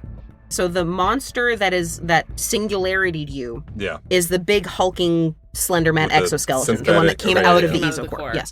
Yeah. The mass in the middle that has the Quarian and the Solarian in it is independent of it, but connected to both Ezo cores. Oh. Chimeras go boom. So the big old monster rolled a nat 20 on its reaction, which means it's a 30. So here's the thing. Uh-huh. Dante's feeling lucky. Okay. All right. You're going to make me re-roll? I am. Oh. Nice. we go. 21. Much nicer. 21. All right. Against what? What am I rolling? So this is for the homing grenade. Okay. And roll whatever you think makes sense. You're trying to you know what you want to do. You know you are beating a 21 to beat the monster's reaction. And so however you want to distract or whatever to get the monster to not notice either the homing grenade or the shooting or whatever you think is most appropriate. I'm real smart, and I think that I know how to work the little dials on the homing grenade to make it do a little zip around back, come back, from behind kind of thing, kind of misdirect. Trick. So I'd say intelligence plus proficiency plus double proficiency because I'm Dante, and well, then what I think you're doing then is you're throwing it with a throw field. Yeah. And so then that gets you your double proficiency. And I would say this is definitely a situation where you could use an effort point if you wanted to either re-roll it if you don't like the result or to add +2. I'm gonna re-roll that because that's a 3. Man, I know math pretty well, and 3 does not make... All right. 13 plus 4, double proficiency plus 12. 25. You manage it. Dang right I do.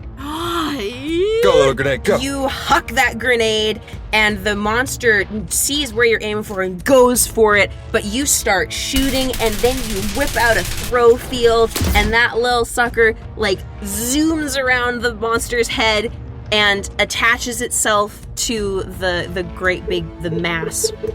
And then... And the ship starts shaking, and the monster screams. It shoots out its hand and grabs your ankle and whips you down to hit the floor. And then it gets in your face, and out of the end, the ends of its hands are they're metal nubs. Okay. As it approaches, an infinitude of tiny purple filaments explodes out of the end of it, and it shoves these into your helmet seal. Are you doing anything? The singularity ends, and Ixi and Vel hit the ground. Lightly, because gravity. Can I insight check if I think that the typhoon or a biotic throw would be more effective? You can, yeah. Question. Yeah. Master and Commander, can that work on enemies or just friends? It doesn't specify. No. So, no, it doesn't. So it's wide open. Because Vel would like to tell this thing to stop what it's doing and leave. This is going to cost you extra effort points. Totally fine. Doing it. And it's still not going to be guaranteed. Yeah. I'm going to check in with Dante again. Yeah. Biotic throw is what I went with. My insight yielded no insight. So, yeah, you're like, you don't fucking know. And also it's trying to, get its spaghetti up in your head. What the fuck is going on here? And so you try a biotic throw. Give me that biotic roll. 23. It beats you by 2. No, it doesn't. No. Yeah, it does. Or are you making me re-roll again? No, I'm going to use an effort point. Okay. To raise me by 2. So then we tie. You manage to push the spaghetti out of the way. And that is long enough for Vel to do something. Vel, what are you doing? Yeah. Feeling real aggressive now because this is looking real serious. So she looks at the creature she wants to affect and says, "Hey, leave him alone! You need to leave the room, lock the door, stay the fuck out of here." Okay, I need an intimidate roll with advantage plus however many effort points you want to spend is however many bonus you're going to get on this. Okay. How far is Ixi from me? Probably 15 feet, 10 or 15 feet. Maybe Yeah, not very max. far. Yeah. Is she really trying to persuade the monster? Hey, look, it's worth a try. Where? Yeah. With the effort points, how many would that add to my roll? 2. Okay. Well, Turians have 9, so... Yes, you do. Okay. So 1, 2, 3. I want to use 4. Okay. It gets me to 24. It beats you by 3. Fuck! Oh my gosh. So you yell this, and you see it hesitate, and it looks at you. I'm gonna give you a chance to go further if you want to. Oh, can I use... If you want to double down. Yeah. But this time, each effort point is costing you double. Oh. So you have 5 left, but it's only gonna be +1 per. And I'm gonna re-roll. Do I have to re-roll? Yeah. Okay. Well, no time like the present. Let's go. Okay, that's a dirty 20. And... Oh, I can't really use... Yeah, if I use all my effort, then it would be 25. I don't think that's going to be enough, but I'm just going to do it. So you're going with a 25? I'm going with a 25. You beat it by 7. Yes! Oh, fuck yeah. Woo! Yeah, let's go. So it lets go of Dante, and it turns to you, and you told it to leave the room and lock the door and not come back. This room doesn't have doors. Fuck. And so you can see, and it comes in close to you. Are you letting it come close to you? What are you doing? Hell no. Okay, what are you doing? Backing up really fucking fast. Okay. I need you to make a dex save then. Okay. Because it's going to try to catch you with a pole field. Of course.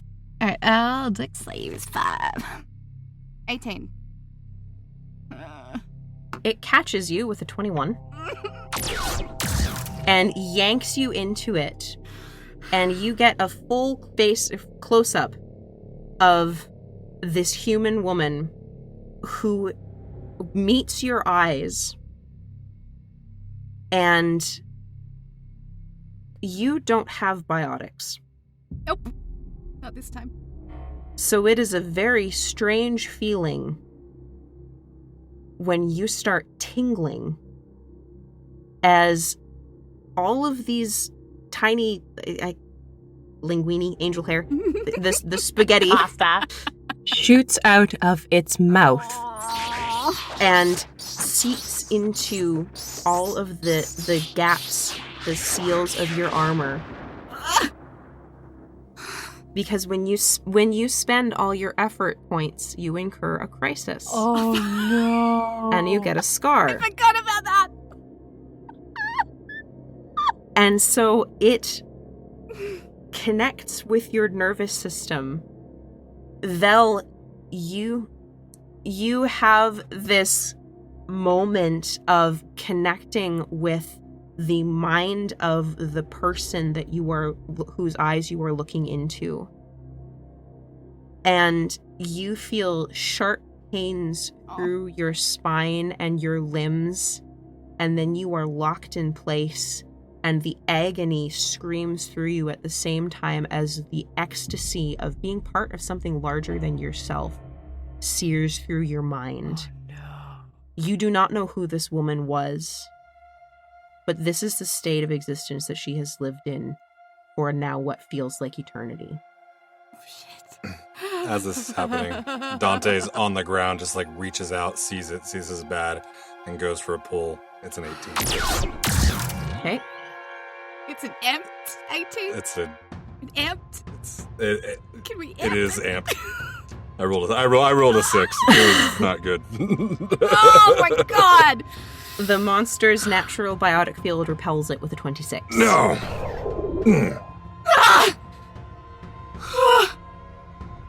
Okay, Ixi, Netta, I'm going to give you guys a chance to do something here.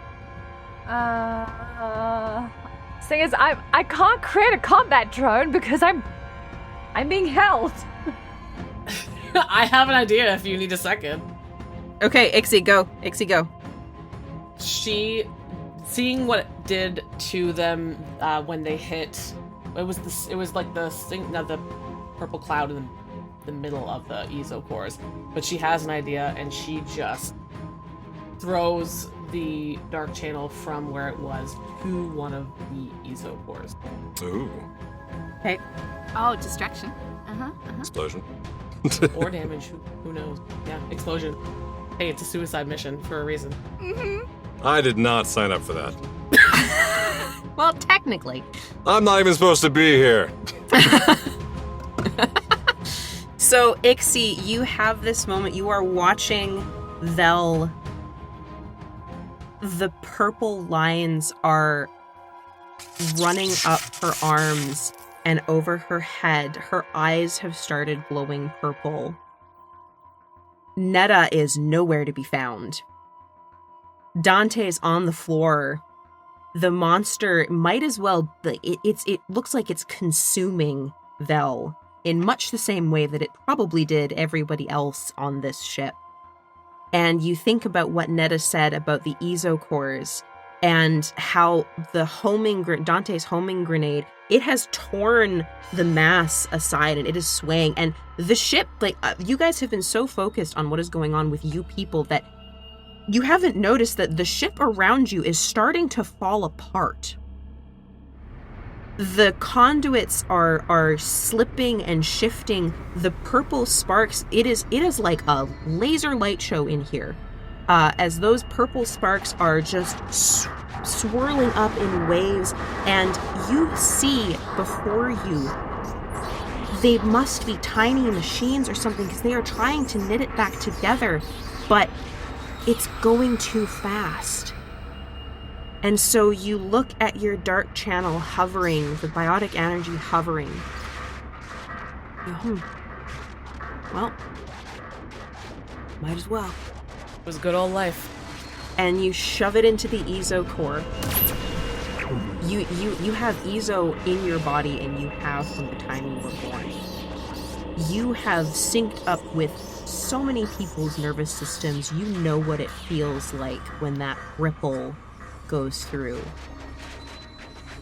There is a conduit on the ground beside you. You can feel that the Ezo core is unstable. That thing has been living in it for 20 odd years. It's been feeding into whatever that mass was. It is gonna blow. You've got a conduit beside you. You've got 3 people here that you brought here. What are you doing? She's picking up the conduit, no hesitation. Whether it be just ridiculous overconfidence or, whatever it is. She's an Ardot Yakshi. She doesn't give a shit, so she's gonna do it. Okay, you pick up the conduit, and you have almost immediately the sensation of what it feels like the moment before you meld with someone. These are this thing's nerves. Do you meld with it? Yes. Yes, she does. Okay, your aspect. So this is not, it's not technically a seduction roll, but it is an overwhelming nervous system roll, as it were. Yep, that is true. I mean, okay. All right. I will make you the same deal as I did with Vel. You can add 2 points per effort point, however many you want to spend. And I am going to say that the DC to beat this is going to be a 30. Okay, noted. I'm spending 7 of my 8 points. Okay. To bring it to a... To add 14? Yep, to bring it to a 31. Okay. You meld with this being, and in between heartbeats, you go from being 1 person to being 9. You feel the unending agony of the crew of the Bosco as they picked up a hitchhiker, for lack of a better term, which overpowered them and turned them into the beginnings of what you see here. You then feel the heartbreak and further agony of the crew of the Miri Chel, who came here to find out what had happened to one of their friends, and were instead ambushed and defeated by the remains of their friends and the hitchhiker, who you know is the creature that is currently incapacitating Vel. The 8th being is a being untold years ancient. Over 100,000, possibly even over 150,000. This being's frame of reference is so utterly alien to your own, but you know that it was the being who piloted the organic half of the synthetic skeleton that is currently killing Vel. In that heartbeat, you feel the apocryphal pain and suffering and hatred and despair and hopelessness of an entire species destroyed, annihilated, turned to dust by beings beyond your comprehension even further. You see images of a glowing blue, almost looks like an upside down cephalopod thing in a cave, and you feel curiosity and then dread and then pain and then sorrow and then hopelessness.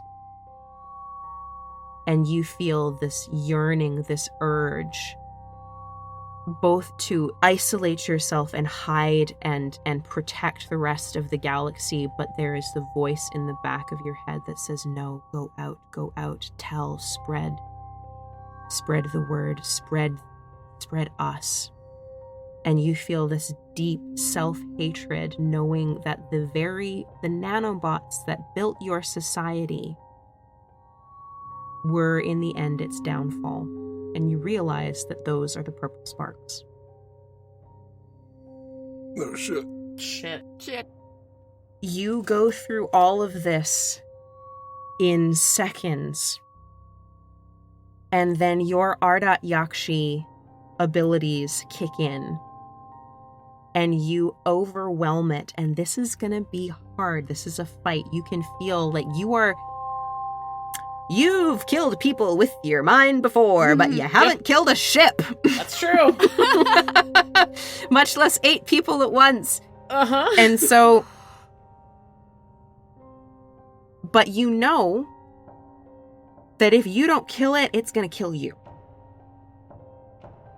And so I am going to get you to roll another d20. The DC is going to be lower because it's vulnerable. You've passed its defenses. And you do still have an effort point if you want it. But I'm going to ask you here, how do you want to put this thing to rest?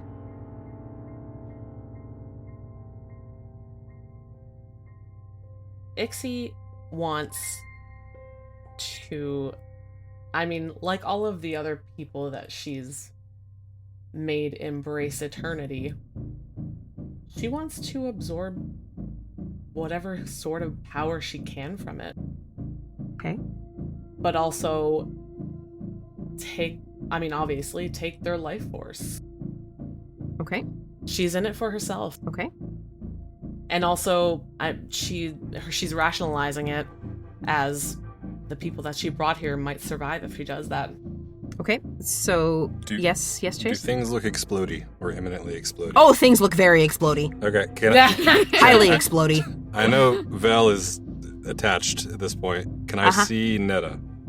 Last you saw Netta, she got thrown down the corridor with the Volus. So you'd have to look. If you look, you probably would see her down the corridor. Okay. My thought was, and you can tell me if this is approximately available, but I was going to pull Netta to me. You could probably pull Netta with a pull field, yeah. The Turian Drell thing and the Volus have kind of gone limp because Ixi has the whole thing sort of arrested for the moment. Okay. Even the purple lines have kind of been like trying to take over Vel. They've paused. Oh, does it look like I could pull Vel? You could try. Okay, let me do that instead then. I'm gonna pull Vel. Okay, roll me standard, the d20 plus your modifiers and stuff, and then Ixi, we're gonna get back to you. 20, dirty 20. Okay, that will do it. Get over here. Vel, you have this sudden and extremely disorienting moment of being in two places at once. Like you're looking at yourself, and then you're back in your own head, and you feel completely sick. And you are shaking, and you might be sick in your helmet, possibly. Yeah. It's real bad. Yeah, as I pull her in, I'm going to roll on top and kind of cover her with my biotic, or with my barrier field. I don't know where I am. Hang on, I got you. Am I gonna die because I was too good? I shouldn't even be here! They put me on this mission because I was good at my job! I didn't even want this job! Just because of what family I was born into. I mean, what if I wanted to be a painter? What if I wanted to be a sailor? I'll never know if I don't get out. I gotta get out. Dante, I gotta get Snap out. out of it, soldier! Eska Anna. Or standard. Thank you, I guess. Ow, my helmet. Ixi, what are you rolling to represent this? So that's what I was going to ask you. So I would like to roll, like, my, constitution, I guess? Yeah, that makes sense, yeah. And am I adding, like, proficiency or anything to it? Yeah, and if you want to add that last effort point, you can. I'm going to, I think. Crisis event be damned. 22. Okay. That beats it. Yeah!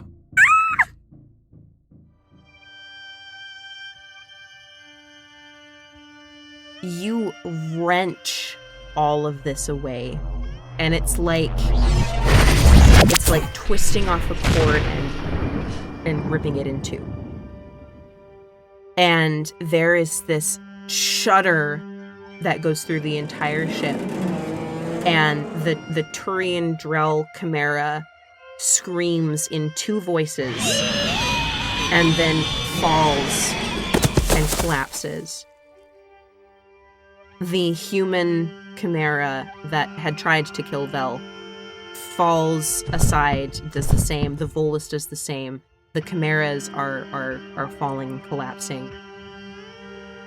The one that was trying to kill Vel gives another god-awful scream and then also collapses. And on the heels, Ixi, of feeling that you feel that surge of power, and it's almost so much it actually makes you feel a little bit ill. Like you're like, oh, that's not so sure about that anymore. But on the heels of that, the anger and pain, you feel release and gratitude. And then the ship is falling apart. We've got to go now. Yeah, you guys have seconds, I would say. Yeah, I'm getting up and scampering away as fast as I can, back to where everybody else is. Get up and throw Vel. Can I lift her up too and throw her in the direction that we're trying to get out of here? You know, just give her momentum to It is tough. You guys are on like you are scrambling. The conduits are flailing. It's hard to get out of a ship that's exploding. But you just barely make it, and you get the door closed behind you, and Ixi, you are yelling at the ship VI to take the fuck off. You basically ride the shockwave of the two exploding ships. You see a few of the little purple sparks on your hard suits, and I think probably there's a little bit of a moment of all of you. Like they're everywhere, and they're even on the ship. but then they disappear. So I'm not connected No, anymore? but Vel, Okay. you're a wreck. Yeah. That little existential crisis is gonna go on for a while. You can't get those memories out of your head. Those few moments that you were connected to that human woman, her pain and her regret will be etched into your spirit for the rest of your life. Every time you close your eyes, you see flashes of what she saw as the people she was responsible for and the people who came after were torn apart. And yet there is something inside of you that wonders if things had gone a little differently, if it would have been justified. Because you also see flashes of technology beyond comprehension. Not just the nanobots, but the hint of a promise of being connected to something greater than you could possibly imagine. Dante, you have one hell of a report to write.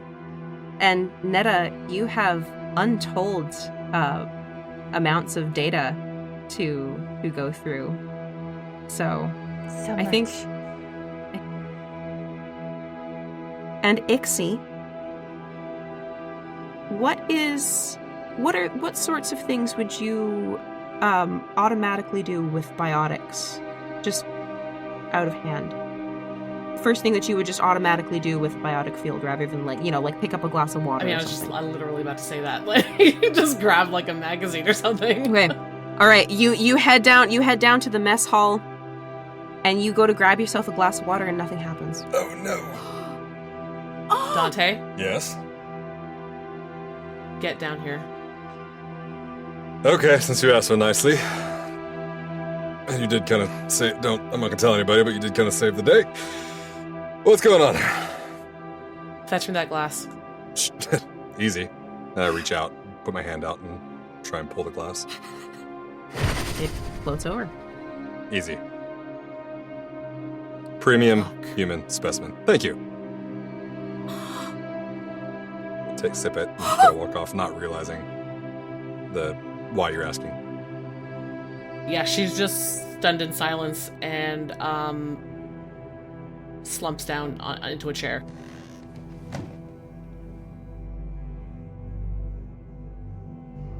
You have been listening to I Should Roll, Antecedents, Episode 3, Ascension. Featuring the voices of Tiff Compton as Ixi Seidus, Grové as Netta Vozzo, Chase Hutchison as Dante Chad, Lea Lawson as Velteia Phaidon, and Kaya Renwick as everyone and everything else. Music and sound effects are used under Creative Commons or royalty-free licenses. For the extended credits, please see the show notes, and for more information, please visit ishouldroll.com. Find us everywhere on social media at I Should Roll, and don't forget to leave us a review. I Should Roll is an Intergalactic Improv Initiative production. This fan podcast is a transformative work and is not affiliated with Electronic Arts or BioWare. Thank you for listening. This is Kaya, signing off. Come on, cat.